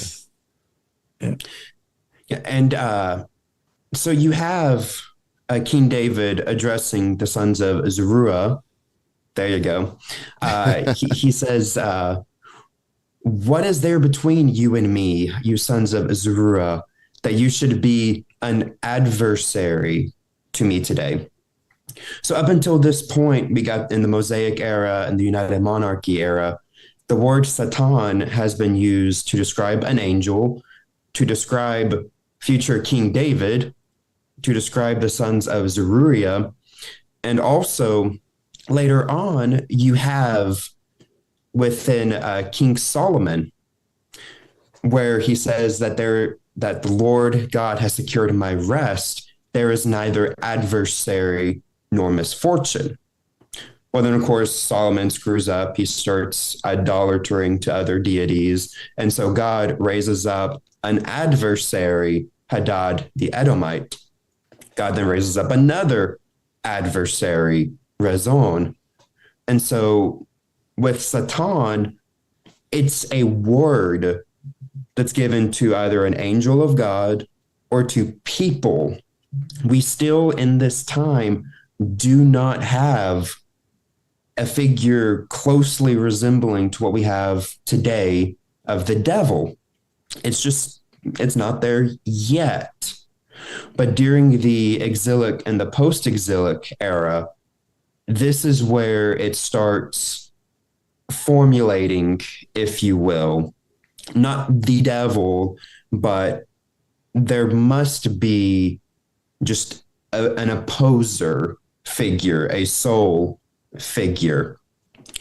And in church, when they would read Isaiah 14:12, of course, they would use the King James Version, which says, how art thou fallen from heaven, O Lucifer, son of the morning? And I remember getting a conversation before I even started the book about Isaiah 14:12, and they kept using it and say, see, Satan's in the Bible. He's in the Old Testament. And you kind of run into an issue when you read just the English translation. You run into a much bigger issue if you just use the King James Version. But the problem is within Isaiah 14:12, just for this example, it would help to understand, like, you don't have to read Hebrew. I can't read Hebrew and I can't speak Hebrew, but we have access to the internet where you can find the entire Old Testament in Hebrew with a direct translation. And then if you see a word in Hebrew you don't understand, you can look up what that word means. Mm-hmm. And so where the King James is using, oh, Lucifer, which I will go ahead and say out of the 32 versions that I used, like 3 or 4 of them used Lucifer. And the other one was the New King James Version. But the word that is used in Hebrew is Hallel, which this means shining one or day star, if you will. Hallel is then translated into the Greek Septuagint as Heosphoros. It still means light bringer or day star, but that's it. Mm-hmm. Heosphoros is then translated into the Latin Vulgate by Saint Jerome as Lucifer. But the reason he chose Lucifer is because it is comprised of 2 root words, lux, which means light, and fier, to bring. So it's not talking about the devil. It's talking about light bringer. But The son of the dawn is what it really means. Which yes, Jesus is referred to as in the New Testament as well. yes. But what's interesting, The morning star is, rises in your heart. That is the Yeah. same. I mean, But also St. Jerome had you know, he where the word lux is used. So we have let there be light, lux fiat, and then we have this. He uses this technique in when the Blessed Virgin Mary says yes to the angel. You know, she says fiat, right? So we have and here we have lux fiat. You know, the conjugation of the same verb. So St. Jerome doesn't do that by accident. right. No. He's drawing attention to the inferences that this is related to Christ. Yes. and so as someone told me, if you want to understand, like say a verse in a book or a chapter, you need to get the full context. You need to read a couple verses before and a couple after. And so doing just that, people can understand that the devil is nowhere involved in this. It's talking about a earthly ruler. I mean, putting aside the fact that the NASB 20 titles this chapter Israel's Taunt Against Babylon, or I believe it's the Christian Standard uses Downfall of the King of Babylon. Mm-hmm. But when you take the whole chapter into context, you'll see where it's making references to Sheol below is excited to meet you. Your pride and the music of your harps will come down to Sheol. You'll be brought down to Sheol. And then my favorite part is like those who will see you, they will examine you, saying, is this the man who made the earth tremble? So taking it into all into context, it's not talking about the devil. No. You could even say another reference or another way to analyze it would be it's kind of a callback or referencing an older tradition within the Canaanite mythology. There is a deity known as the morning star named Athtar. And when within the mythology, and I do hope I'm explaining this, I'm not good at explaining things. I'm only good at researching. But when you look at the Canaanite myth where Baal goes to the underworld, his throne is left empty. And so the head goddess says to the chief god, why don't we put my son Athtar up on Baal's throne? And so Athtar ascends to the council where all the gods assemble. And as he tries to sit on the throne of Baal, he's too small. And he is casted down into the underworld. Mm-hmm. So there are a couple of ways you could interpret this, but reasonably speaking, I don't see the devil would be one of them. But that's personally just me. No, I don't. I think you made the right determination there, because again, there wouldn't have been a devil for them to write about. They would not have had that concept, nor should they have. And honestly, nor should we. Not in that sense. That's the problem. And that's the problem with the complexity of Scripture, is that not only are you dealing with something from an ancient language that was translated into a modern sense, then all the vernacular changes that happen from generation to generation. So just even taking that out of it, you also are dealing with the simple reality that we do not maintain the mind of the ancient people. nor do we understand the culture from which these texts come from. I can tell you right now, you talked about Scooby-Doo. If you were to play that to people 4,000 years from now, they're not going to understand any of the nuances of Shaggy acting like this, drugged out hippie, because, let's face it, the guy was on weed. I mean, come on. He and Scooby were heavy into it. It was very clear. But they're not going to pick up on that nuance because they didn't live through the 70s or the 60s. They didn't understand the time of which these characters come out of. So that nuance would be lost. Could they understand the concept that they're going around looking for solving mysteries? Yeah. But they're not going to understand the nuance. Neither do we understand the nuance here. And the problem is, and I'm glad you brought up Sheol, because hell is the same problem. This is why I emphasize all the time that what they understood to be hell, what they called hell, whether you were pagan, Hades, or whether you were Jewish, Sheol, is the same basic thing. It was not the medieval Dante's Inferno place of punishment.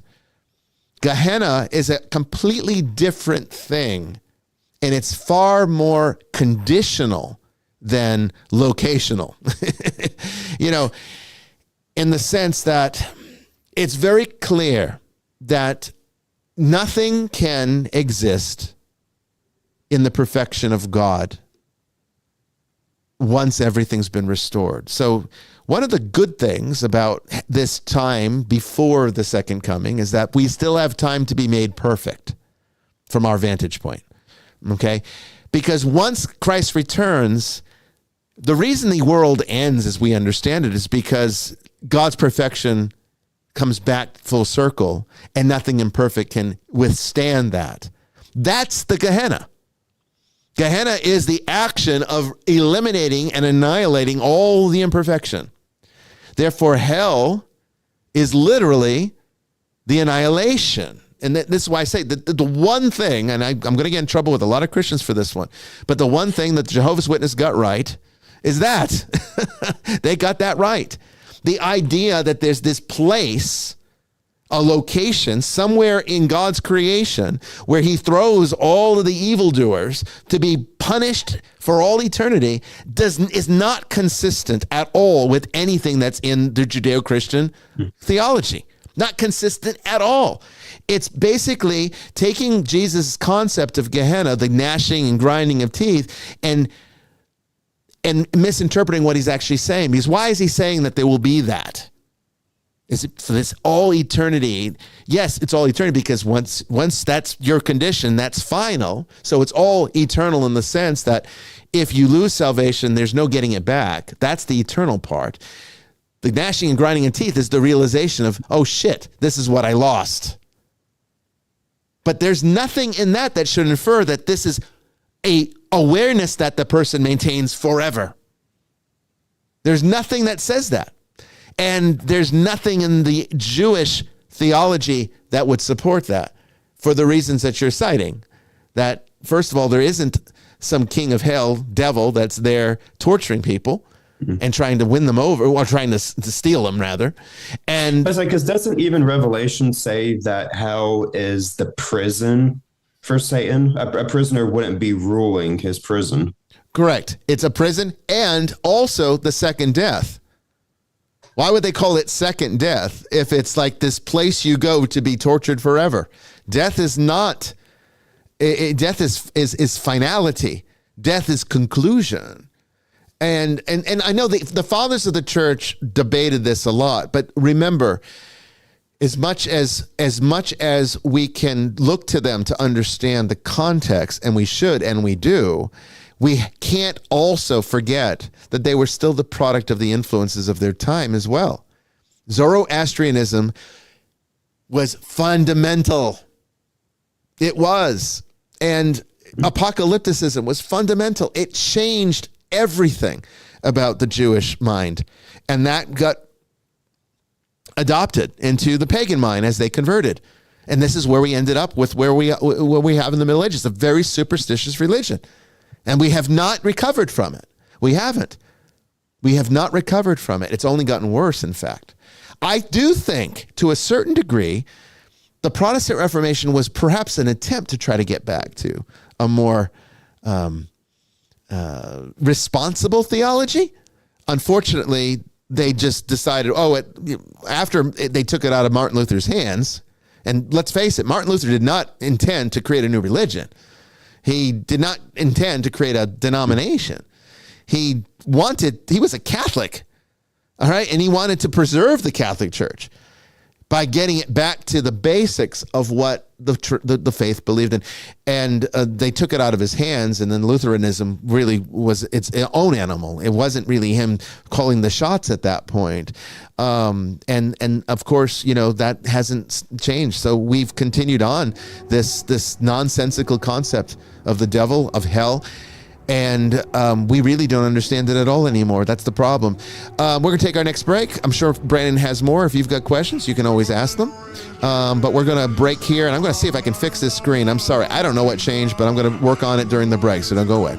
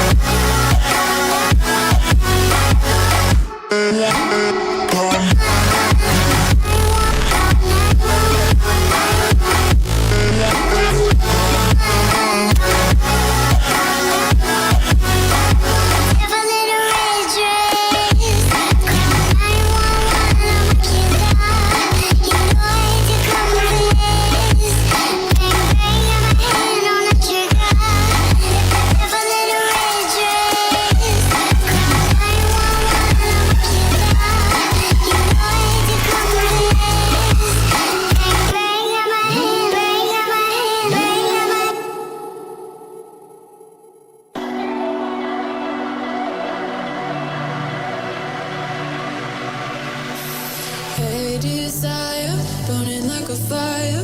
What you gonna do when it crumbles down? Won't you get higher, down to the wire? Will you let it burn till we almost drown? Higher, goodbye, honey, where do we lie? Where you're headed, am I going there too? I don't wanna ask why, wanna give this a try with you. And if you wanna go, I'll follow. I won't let you go alone, 'cause it's a big pill to swallow, but you won't do it on your own. And if you wanna go, I'll follow. I won't let you go alone. I don't care what happens now, where we go, how far and how. If you wanna go, I'll follow.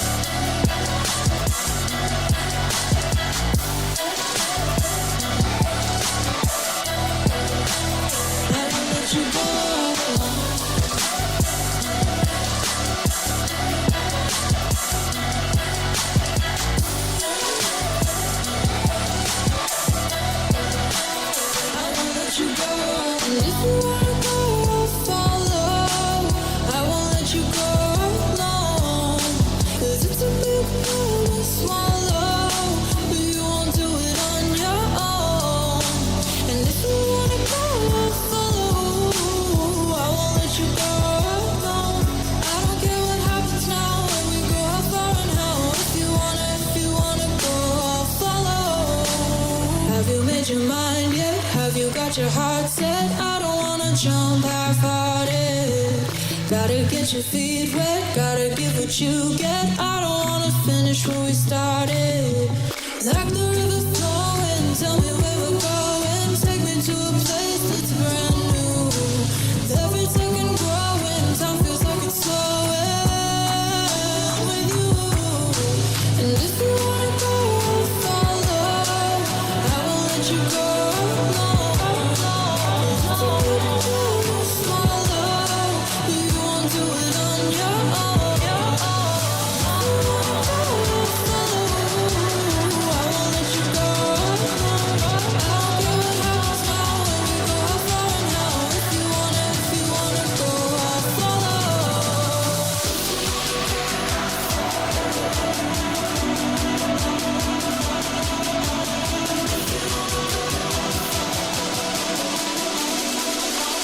I won't let you go. I won't let you go. I won't let you go.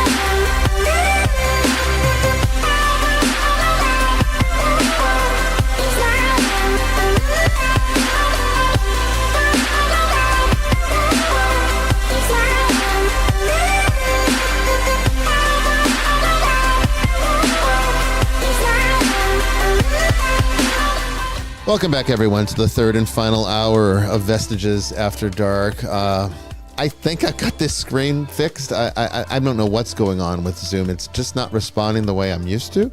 I use it quite a bit, so it's not as though I'm unfamiliar with it, but I think they update it and things work and sometimes they don't. And I clicked something and I think I got it back to normal, but we're going to find out here in a minute. Anyway, we're talking with Brandon Milum tonight about the devil and evil and the misconceptions therein. If you've got a question for him, you can call into the show, 802-321-0073. That's 802-321-0073. You can also ask on the various platforms across the internet, Facebook, Instagram, YouTube, and Twitch. We're also on Spreaker, but though I don't think anyone's monitoring the chat there. So the best place to ask your question is on the YouTube chat or to call into the show. If you're international, you can even call on Skype. Just dial up Eye of the Seer, Skype to Skype, and it's free, and you can call in. Keep questions for Brandon tonight, okay? We will be back here with more on this topic when we return. Don't go away.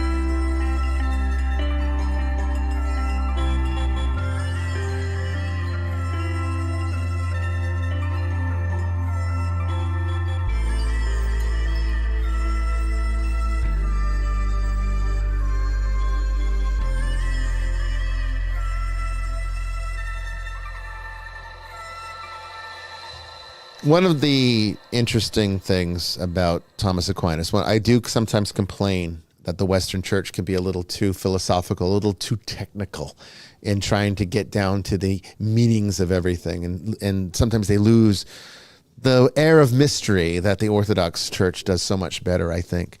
But Thomas Aquinas was brilliant. And he also contributed so much to our understanding of these things, to the point that he's given us a lot of material to work with in order to make logical inferences that help us to understand things.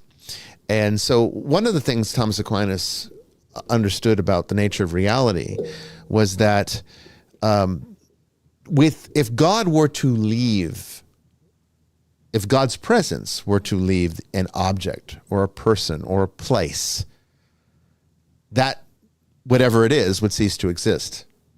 That God's presence must be there for anything to exist at all. This was fundamental to how Thomas Aquinas, looking at theology, was able to extrapolate logically, using logic, because he was brilliant at logic, that we could now understand some of the metaphysics of the nature of reality by understanding creation this way. And remember what I said the last couple shows, that love and life are two sides of the same coin, and God literally is those things. The Bible tells us so. Bible says literally in those words, God is love. Jesus says, I am the way, the truth, and the life. Okay, so we know life and love is God, and we also know that if God were to no longer be present, then that thing ceases to exist. Well, the church also teaches us that what is the nature of hell? Eternal separation from God. Logically, you could not exist there, could you? Not possible. God would have to be in hell for hell to be a place. God would have to be in hell for it to even exist at all in that way. There is a different way of looking at that, though. How? Because I think, I mean, what you said in the last hour is right, that, you know, the idea that hell's a place where God casts us into is nonsense. You know, we can only send ourselves to hell. Right. Which is the deliberate, you know, it's the eternal, permanent self-unforgiveness for having rejected divine love. Now, in that context, you could conceive of a hell where it can exist because God is present, but the hell is in fact your self-imposed refusal to love God. Then So in how other could that be words- internal, though? I agree with you. I think that's not a bad way to look at it. But then hell, that sounds more like purgatory, in a sense that purgatory would be more like your purification is having to wake up to that realization, and that one day you could. I think that's, you're right. Similar. I think the difference is, though, that the purgation process has the prerequisite of you wanting to seek forgiveness and union with God, whereas, you know, the state of hell, which of course we don't have to die to be in, is to be willfully separating ourselves from God. Now, that doesn't mean that, in a sense, the presence of hell is a sign of God's love, because, and I know, you know, and we can disagree on this, and it's okay. I'm not an annihilationist. I know you're not, and the church isn't either. I mean, I'm on my own with this one, largely in Catholic theology. But the reason I'm not is not to be a contrarian. The reason I'm not is because I think that God's love is in fact is stronger than our rejection of Him, and therefore hell is a self-imposed eternal punishment. But the presence of hell is the sign. You know, don't forget that we also believe that when Jesus died on the cross, He harrowed hell. He went to hell, descended into hell, in order to bring the holy souls back. And so rather than seeing hell as, because I agree with you, I reject the sort of cartoon cutout vision of hell, which has come to us, you know, especially in the 21st century, when people really are very unsophisticated in terms of how they think about these things. But the presence of hell itself is in a sense, the eternal commitment of God to be present to His people, even those who have, by their own will, chosen to reject Him. I like what you're saying. With, I'm sorry. Go ahead, Brandon. Go ahead. Yeah, go ahead. Just to clarify, Because not a lot of people know about the harrowing of hell. So when you say that, you're saying that Jesus went not to the modern Christian idea of hell, he went to Sheol. See, I'm so glad underworld. you said that. Because that's the confusion here, is that remember, hell as we understand it, as the Catholic Church teaches it, as the Orthodox Church teaches it, as every Protestant church for that matter teaches it. They're all in the same. It is not Sheol. They are not teaching how the Jews understood it. They are not teaching how the pagans understood it. They are not even teaching how the early Christians understood it, because the early Christians would have understood it as Sheol or Hades. Particularly Hades, because that would have been, but they would have been like, oh, well, we recognize Sheol because that's a part of our worldview too. So when they converted in, it wouldn't have been a huge stretch, but eternal punishment was not part of the equation. This came from the Gehenna concepts that Jesus talks about, which is literally talking about the agony of being separated from God, and how once one does that, there is no coming back from it. But it got somehow mixed into the Sheol part of the component. And this is why we use the word hell, even though we really shouldn't. Honestly, if Christians don't want to be annihilationists, and I understand why they don't, and I get it, because I understand theology, I understand why the church teaches it this way, but I don't think the word hell's the right word. I think they should call it Gehenna. I think it should be its own thing, because it's not Sheol that we're talking about. Let's be clear on that, because Jesus could not have redeemed anyone from there if it was the hell that the Catholic Church talks about, because there is no redemption from hell. There's no recovery from it. I think. I mean, the Catechism is fairly specific about that. I mean, it doesn't suggest that those who are, in hell suffering eternal damnation for having rejected God, they're not brought back from hell by Jesus. Right. You're right. It is more talking about what is described as Sheol. The Old Testament prophets. Because in a sense, this is the fulfillment of God's plan for the human race. Right. The harrowing of hell is about Christ's saving action, being at work with those who died before Jesus died on the cross. In time, right, and so hence, and the Orthodox are very clear about this. Is why they will refer to Saint Ezra. Now, as Catholics, we actually do believe that, right? Of course, we do believe, but we don't tend to, they've not been canonized because it just seems like a tautology to do that, for Catholics. But maybe we should have done, because as society has ceased to have its connection to the Christian church as the sort of bedrock of our civilization, these things get easily forgotten. Well, I'm going to tell you, things that get cast on. This is where the problem comes from. Okay, the problem comes from, and I've said this one before too, and I really do think it is problematic. The church is extremely, if as influenced as it has been from Zoroastrianism, its next primary influence was not Judaism, but Plato.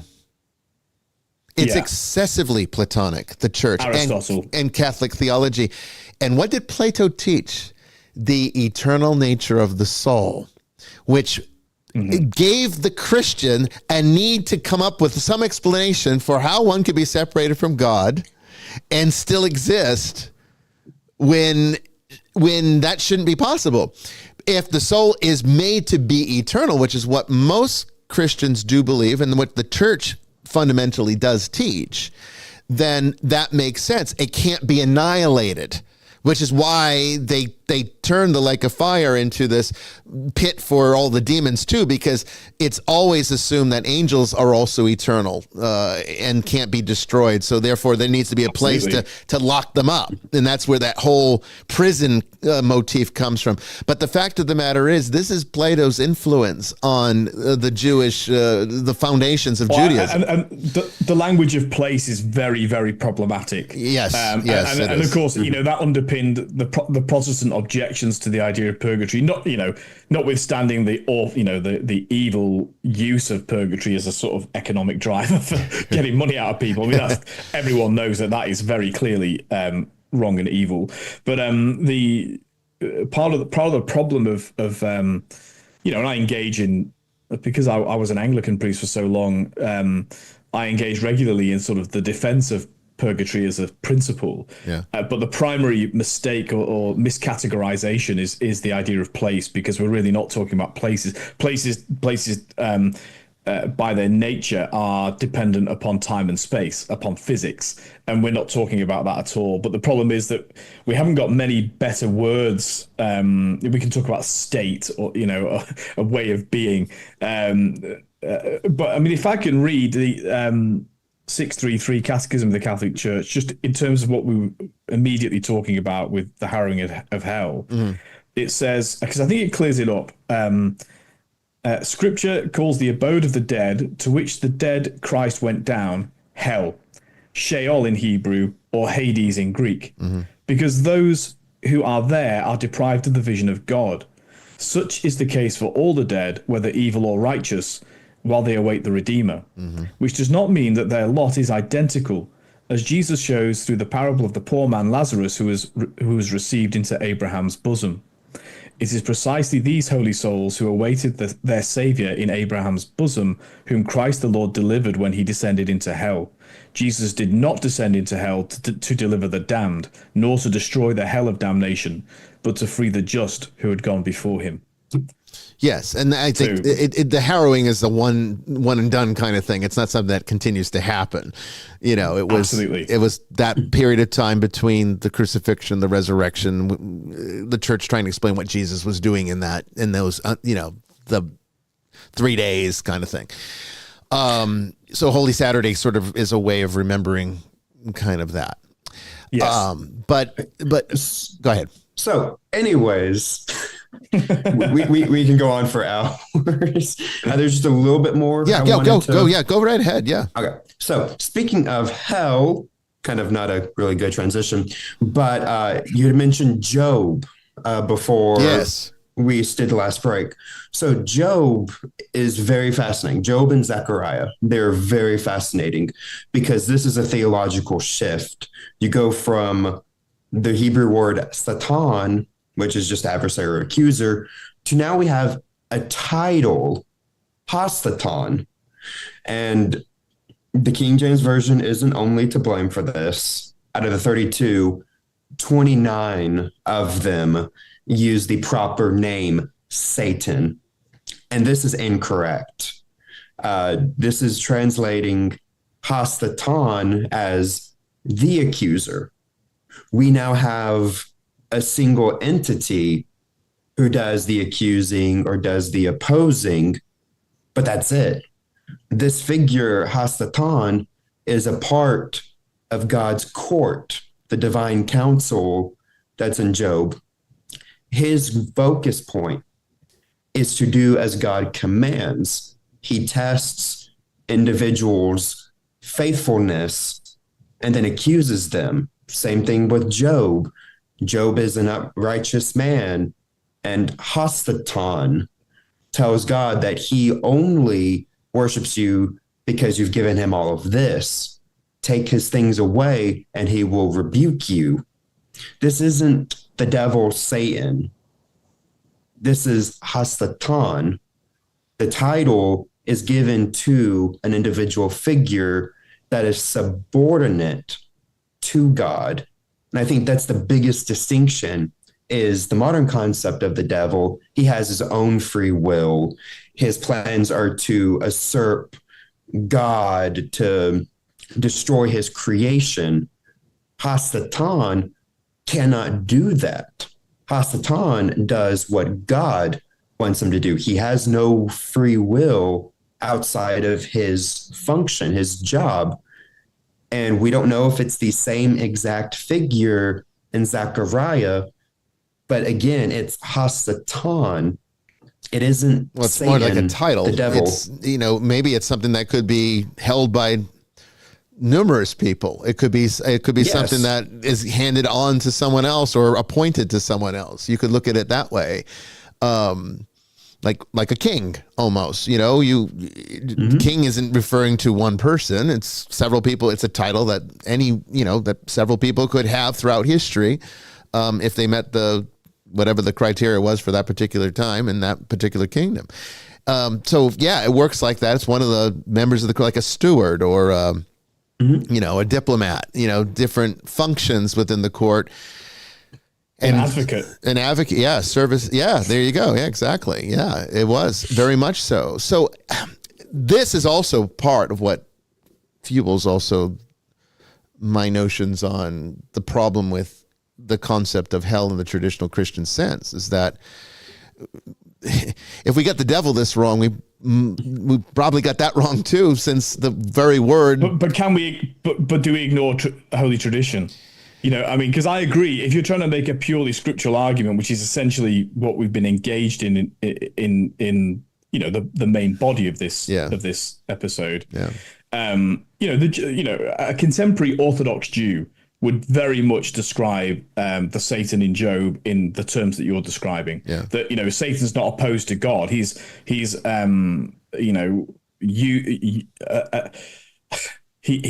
a tool of God in testing the faith of this servant Job, and so that's a very different image to what Holy Tradition presents us with as. But obviously, I do believe that the devil is a person. Just as I believe that God is a person, God, and so. But yeah, I accept that if you're going to make that argument purely from scriptural, and particularly from an Old Testament scriptural reading, it's not going to all be there. But we're not a sola scriptura organization. We believe in Holy Tradition, that God has shaped and guided His church through the Holy Spirit. Not arrogant enough to think that we've now got the finished thing and we've put it in a book and here you go, whether that's the Bible or the Catechism. So I wouldn't want to reject and I know you're not saying this. I'm not creating a straw man here, but I wouldn't want to reject the influence of Holy Tradition as though it's somehow inferior to the scriptures that we're referring to. Well, that's a good point, and I think that's another thing, Brandon, that we do need to look at with this, because I think I kind of alluded to that on the network with you over the last couple of weeks, is that I think Christians also get a little too fixated on the Old Testament, far too fixated, particularly Protestants do, and evangelicals. They're overcompensating for years of ignoring it. I guess so. Yeah, it must be. Because, it's only in there to show us where we've been. It's not really in there to give us any instruction going forward. That's what the New Testament is for. It's why we call it the New Testament, because we're under new rules now. We're under new concepts. And so there is something to be said. The first thing that happens in the gospel is the devil tempts Christ. Well, and that's an important part of this that I want to get to. I know this is probably not in your book, because this is, of course, more of my thing. But I have also, one of the things I like to do, kind of like Thomas Aquinas, is I like to use logical inference to sort of fill in the gaps that we have.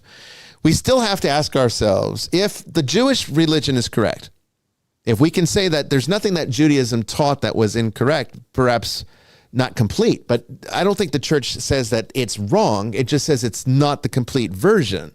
It's all correct. Otherwise in what it is. Right.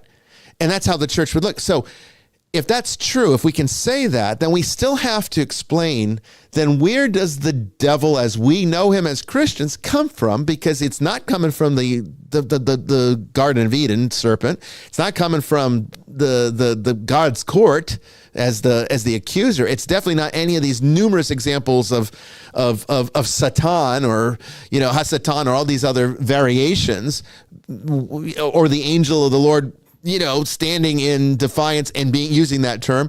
So we know it was never a proper name until later. Apocalypticism I think came it into is the Lucifer, by the way. That's my answer to that. I think it is Lucifer. Well, we could say that, but then we have to also ask ourselves, where does that come from? Because that is not canonical. That is, unless you're Ethiopian Orthodox and you think Enoch, and the fallen angels and all of that stuff, so we get into the Holy Tradition part, okay? Because this is what ended up happening, is that the fathers of the church argued, kind of like what we're doing. Oh, not really arguing like we're doing, but they debated concepts to try to say, well, if we do this, then this happens. So how do we answer this? And so they start looking at other content, other understandings at the time.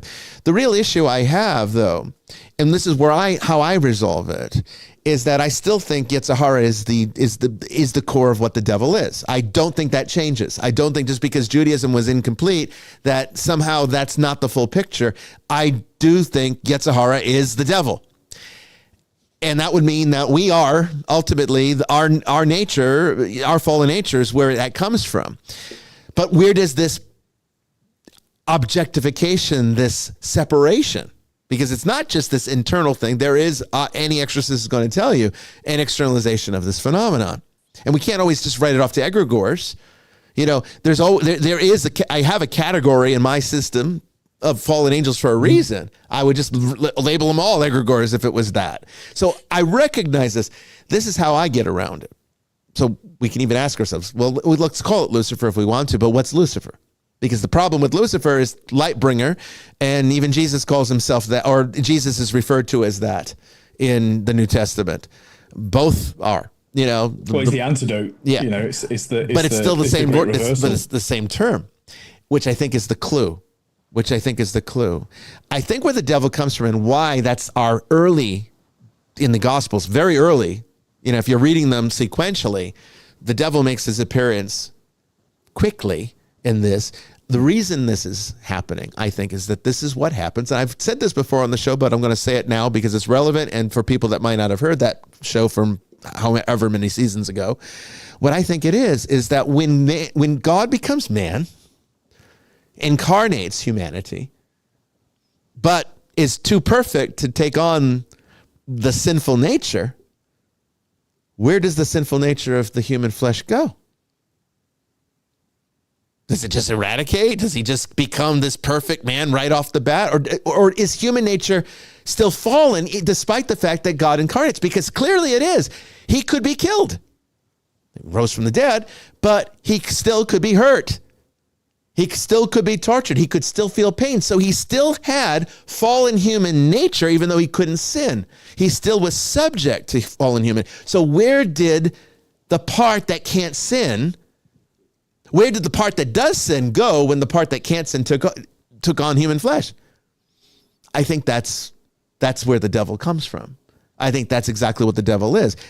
The devil, Lucifer, Satan, or whatever Christians want to use it for their theology, whatever name they want to give to it now, is not the serpent in the Garden of Eden, not entirely, not the guy that torments Job, that's part of God's court, not all these other examples, but literally the fallen nature that of the Yetzirah, which I guess is the serpent in the garden, but the Yetzirah that Jesus doesn't have. His human nature he takes on, that Yetzirah can't coexist with him. And therefore it becomes its own thing. And I think that's what the devil is in reality. Go ahead. I think you might be onto something there, because if we look at it, the Old Testament and the New Testament in just a historical order, while the devil is mentioned multiple times, the first time he actually appears is the temptation of Jesus. Mm-hmm. Yeah. And that's why, because what's that point where Jesus is having this experience, right? He's having this encounter, right? And yet it's not the devil at any point that we've known him to this point. Christian theologians, even the fathers of the church, inferred that this is related to all these other appearances in the Old Testament, and knew that it related very much fundamentally to what happened in the Garden of Eden, but it was different. It was temptation in the same way, because like the serpent tempts Adam and Eve, or Eve and then Adam, or Adam through Eve, rather. Jesus is getting tempted, but it's a very different kind of temptation in the sense that why is that the first thing that occurs? Because Jesus is not tempted. The devil has the audacity to attempt to tempt Jesus. But what is that? What is that? But think about it from a allegorical standpoint, because I really do think that partially this is this is biblical allegory to tell a deeper truth, is what Jesus is, what we're seeing here is his perfection. Like you said, the devil has the audacity to tempt him. But what this is that the Yetzer Hara is there trying to do its thing that it does to all of us, but it has no impact on him. But he's immune to it. He's immune because he's too perfect. But it objectifies. Each time it's defied, it becomes more objectified into this external reality. That I think this is how our perfection actually happens. Honestly, I think this was by design. Because as Jesus enters into human flesh and then makes, almost like a vaccine, makes immune the nature of humanity, that we are now made perfect, because it's our bodies that resurrect. It's these bodies that go into the kingdom of heaven. It's not some kind of spiritual soul type of thing that Christians also got wrong. The resurrection then is this body resurrects in the same way Jesus' body resurrected, but perfectly, without the Yetzer Hara. So where does the Yetzer Hara go? Well, it becomes this objective external reality now is what happens. And that's what I think Jesus is contending with. And so when we encounter the devil, it's not Jesus' Yetzer Hara, it's our Yetzer Hara, but it comes to us as an objective external reality because now we're being perfected. It's not coexisting with us in the same way as it did in the Old Testament. And I think that's what the devil is. So if a person were to ask, well, what is it? Is the devil just us, our bad side, our negative nature? Or is it this fallen angel? It's both. It's both, because that is what a fallen angel is. Essentially, this perfect nature now separate from us, from the fallen part. I mean, I know this is what I'm sharing here is not holy tradition, as Father Chris talked about. It's not biblical, not entirely biblical. It is based on it, though.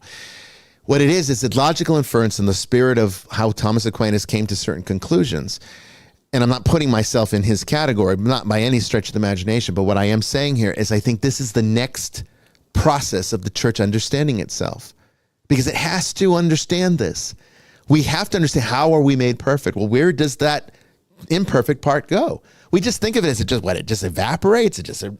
No, it objectifies, which is why in exorcism, it appears to us from the vantage point of the external party looking in that we're casting a demon out. What are you casting out? You're casting out parts of that Yetzer Hara, bringing them back into the grace, making them more perfect. And I really think that's what it is. But that's not to trivialize it, and it's not to make it seem like the devil's really not a big deal. I mean, he's not, because, like I said, it's defeated. But it's not to trivialize it and say, well, it's not really real. It's just a figment of your imagination or some fragment of your mind. I'm not suggesting that. I'm saying it's your fallen nature being removed from itself. That is ultimately what the devil is, and we all carry that with us. And as we are perfected in grace, it gets harder and harder to coexist with us. And therefore it separates and attaches to people that are more inclined to receive it, which is where demonic possession and oppression and all that other stuff comes from. I mean, this is high level stuff. And if you really pay attention to it, if you're Christian, if you're conventional, you're thinking this bishop on here is out of his mind, stop and think about what I just said there. There's nothing that's actually in contradiction with any of the teachings of the church. It's just a more, I think, developed way of looking at it. And I think it's a more responsible way, because what this does is it takes all the fear out of the equation. Now you don't have to worry about it. You don't have to be afraid of it. It's showing you that through you, God is working presently. And that's why exorcism is a beautiful thing. You know, people are afraid of that. They think it's ugly. They think, they think it's a horror movie. It's beautiful because it's showing the grace working. It's showing the tangibility of God. Calling in from the 931 area code, which is Tennessee. Hello, you are on the air. Hey, this is April. Hey, April, how's it going? All right. I'm glad you could join us tonight. I wanted to ask Brandon a question. Yeah. Yeah, I'm glad I could join too. Uh-oh. Get ready, Brandon. So my question for Brandon, I know you've done all this research and you've been working on it for a really long time. how have you grown from doing the research? Because you talked about your why at the beginning, so how has it made you grow? And I'm going to hang up now so you can answer. Well, that's a great question. Really good. I would say most importantly for me, it's made me less fearful, because I went from, as a child, fearing something that I can't see, I can't touch, I can't do anything, but just essentially looking out for this boogeyman in my closet, if you will, to now having a firm, or what I would believe to be a firm and better understanding of the nature of it, what it truly is. So I think the best thing it's done for me is I don't fear it. And to me, fear is just incomplete knowledge. That's really well said. And I think, honestly, I think that is a testament to everything that we're illuminating tonight. Because when you stay, I don't care, I don't mind, I don't have any problem with people that choose to adopt a more classical viewpoint, more medieval viewpoint on these concepts like the devil and hell. That doesn't bother me. I can work within those frameworks because I don't find them as false. I just find them as one concept, one way of explaining it.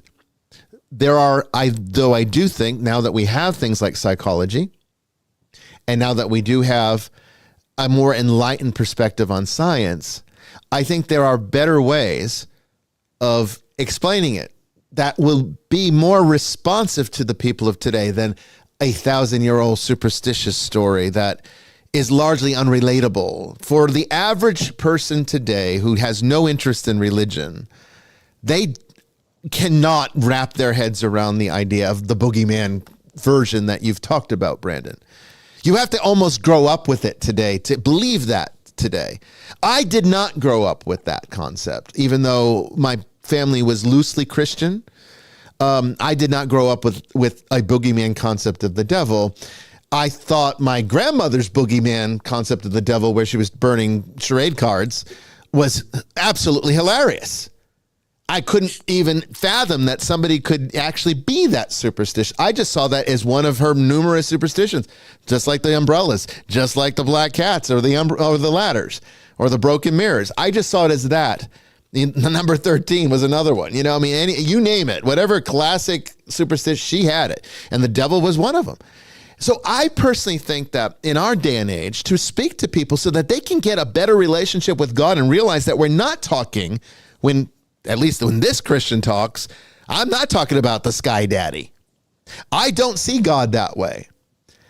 I have no concept of God that's that way, nor do I as an exorcist. That's a straw man that people like Richard Dawkins create. Yes, it is. That's not authentic Christianity or Judaism or Islam. I think there is a fundamental issue, which is why if people watching this are kind of thinking, I'm more confused than ever.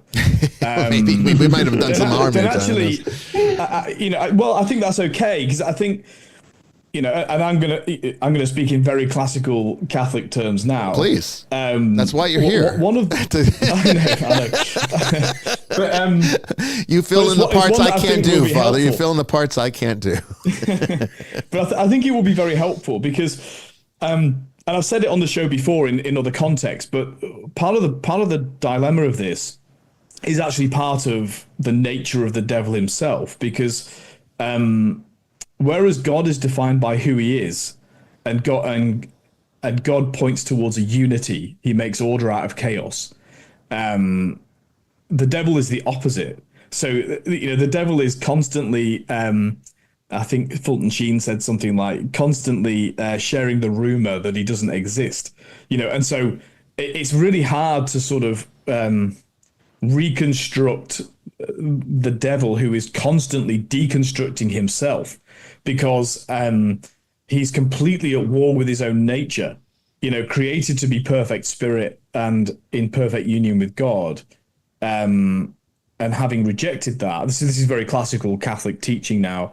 He's constantly at war with himself, and therefore not only, I mean, yes, for us in the world, he is constantly confusing us and denying his own existence, but actually internally to himself, he's completely at war, turned in on himself. Right? This is the definition of sin that we get from St. Augustine, invocatus in se, turned in on ourselves. The devil is constantly turned in on himself.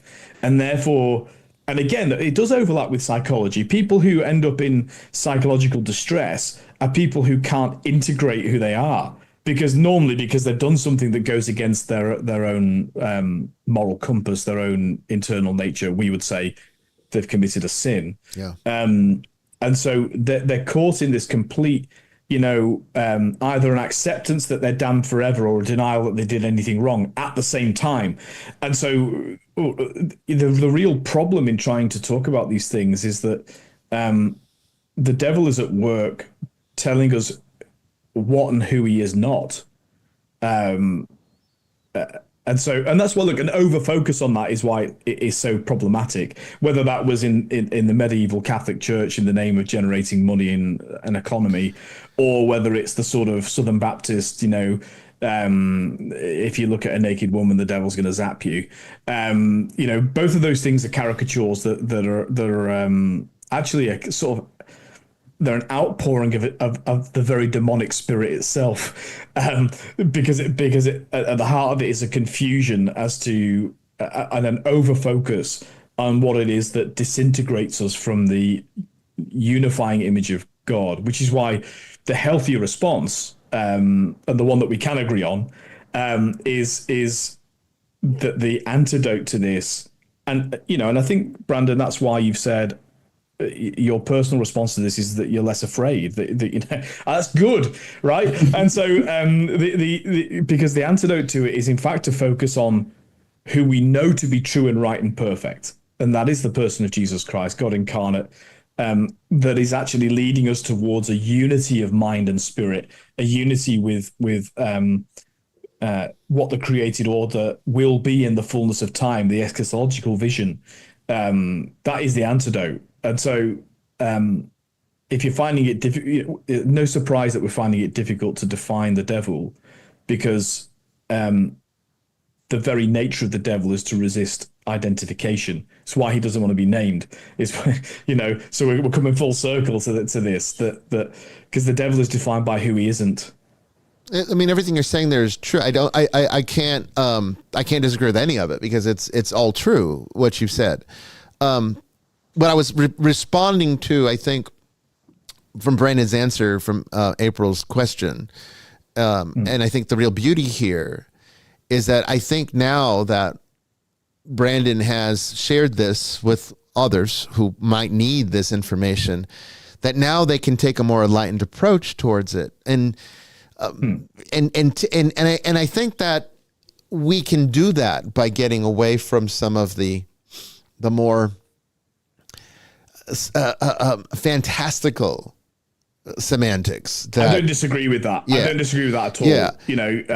Because there's a massive risk on, well, like I said, on both the Catholic and the evangelical Protestant side of,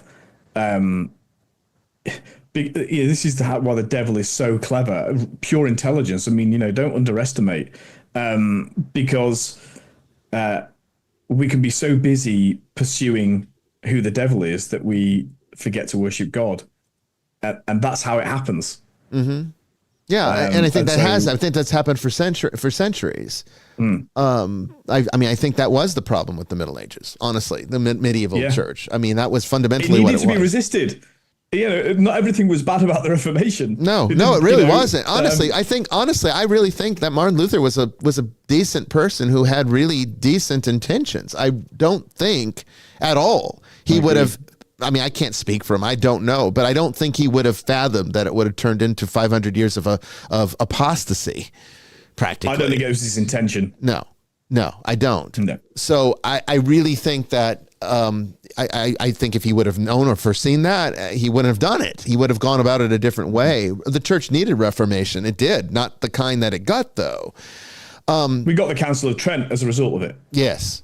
Which was better. That was an improvement. That was an improvement. You know, and that's the thing that I think that can help us here in trying to discern our own spiritual identity, because the devil does work. The devil by its nature is negation. This is why death is the consequence of the fall, because that's the result of evil is negation. And I think I take that, you know, as I said earlier, for people that are confused, I do take that all the way to annihilation, because I maybe I can't just get rid of the Jewish roots. I can't purge myself of I have to reconcile. I feel like if we're going to call it the Judeo-Christian tradition or Judeo-Christian theology, I feel like it has it's why I actually don't think it is. I know. I don't think I'll the use church the language does. Judeo-Christian. Because I don't want. I want to identify that Jews are in fact a special category when it comes to the church, and I love them very much. But I actually think it's wrong to say Judeo-Christian, because we don't have the same foundational theology, and obviously I think the Christian way of that is the right way. And I think also there's a category error, because when we talk about Judaism today, contemporary Judaism is nothing like the Judaism of Jesus' time. No, it's not. The church is much more like the Judaism of Jesus. We have priests and altars and sacrifices. Yeah. And so I think there is, like I say, and you'll struggle to find somebody more respectful of Jews than me. But I think there is a category error here, and churches, for understandable reasons post-Holocaust, have, I think, been a bit careless about using the term Judeo-Christian. I see what you're saying. I do. I think, though, for me, it's kind of like looking at Freud, going from the Old Testament to the New Testament is kind of like going from Freud to Jung. You know, it really is like Jung is so much more of an enlightened approach to what Freud started. It's a more developed. I think that's quite a good analogy, actually. It really is. But at the same, and even though Freud, I'm not trying to say that the Judaism is as ludicrous as Freud's concepts were, you know, with the Oedipus complex and all that, the Electra complex and all his numerous other things, that Jung really definitely moved away from. But foundationally, the archetype concept really was inspired by Freud. I mean, Jung developed it, but it was Freud's approach to psychology in this way that gave him the tools to be able to develop what he did develop from it. And now we've got that wonderful, base of knowledge. I see Judaism in that same way. I don't feel that Jewish concepts can be negated here. I really think that they were the most developed at explaining evil, far more so than even Buddhism, where Buddhism kind of just writes evil off as being just the result of desire. People desire things, and in order to avoid discomfort from impermanence and realizing that all things are going, that you can lose things, then that's why it's very different from Christianity, because Christianity does not reject desire. Desire is not seen as evil for Christians. Right. In Buddhism, desire is the fundamental problem, because that's what leads to wanting things that you can't have, or even things that you shouldn't even want, and then the evil comes out of that. So every evil starts with a desire in the Buddhist mind. In Judaism, I think that it's far more developed to understand it in the sense that we have a proclivity that has to be reckoned with. And I think if we take that concept, as Brandon pointed out so clearly, and bring it into Christianity, unattached to all this ethereal stuff, even if it is holy tradition, and I'm not saying it's wrong. I'm not saying that holy tradition got it wrong. I'm just saying that's one way that we've looked at it for hundreds of years. Perhaps it's time now to look at it a little bit differently. But if you think about it practically, and this is not necessarily a right way to approach things, but if if we could work on two different assumptions. So I'm being very binary here. So this is very fake. But if we worked on the assumption that the devil is not a real entity, person at work, or fundamentally separate, is what you're talking about. So if we work on the assumption that there is no devil, or we work on the assumption that there is a devil who prowls around the world seeking the ruin of souls, which approach would lead to a better outcome for us? And I think it would be what the church has essentially put into holy tradition. I don't know, Father. I think Brandon might disagree. I think that's what led to his lifetime, his childhood of fear. Honestly, well, I think that's a particular psychological and denominational approach to that. I mean, there's ways of doing it. But yeah, of course. I think more so, Father Chris is talking of more of the Catholic tradition, whereas I got the Southern Baptist Protestant. You did, but remember, Catholics also did it badly. That's what I'm trying to say is that you got that from us, because Catholics were the king, were the king and queen of guilt, and for many years it was the fear of hell, which is how they sustained themselves through the Middle Ages. That's where they got the whole thing with selling indulgences. They figured, hey, we can make money on fear. So it was all about this. They just capitalized on it. So it was even worse. At least it's Protestants that you've dealt with are sincere, and they're being like, look, we don't want you to go to hell. They're being sincere about it. But I mean, the church was like, not only were they being sincere, but they were like, well, let's make money on it at the same time. That's what was the problem. So I think, look, I hate the fact that the show is at this point and it's over. But next week we've got open lines, open topics. And I think what we should do, okay, I really do, is I think we should forego questions from the ether next week. And let's continue this point. Let's continue from this point. Let's do it. If we can remember it. So Brandon, write down where we're at. And that way, that's your question from the ether next week. And we're just going to pick up and take it where it takes us, because there's too much more to talk about here. And I mean, it's hard for us to sit and listen to everything you talked about, because there's just so much input, and it's really hard to be quiet. But I'll try. But let's get into it more next week, and we'll do open lines still, and people can still call in with their own topics. But we'll use the first hour to kind of go over that. How about that? Sounds good to me. All right. Well, Father Chris, thank you. Brandon, thank you. Thank you. Thanks all of you for listening. See? Church is fluid. Theology is fluid. It doesn't have to be rigid dogmatism all the time. Good doctrine requires us to think outside the box. Honestly, that's the problem I have with dogmatism, because it prevents you from being able to do that. Anyway, I'll see you next week for Open Lines, Open Topics, Tuesday at 8 p.m. Until then, I'll see you out there in the ether. God bless.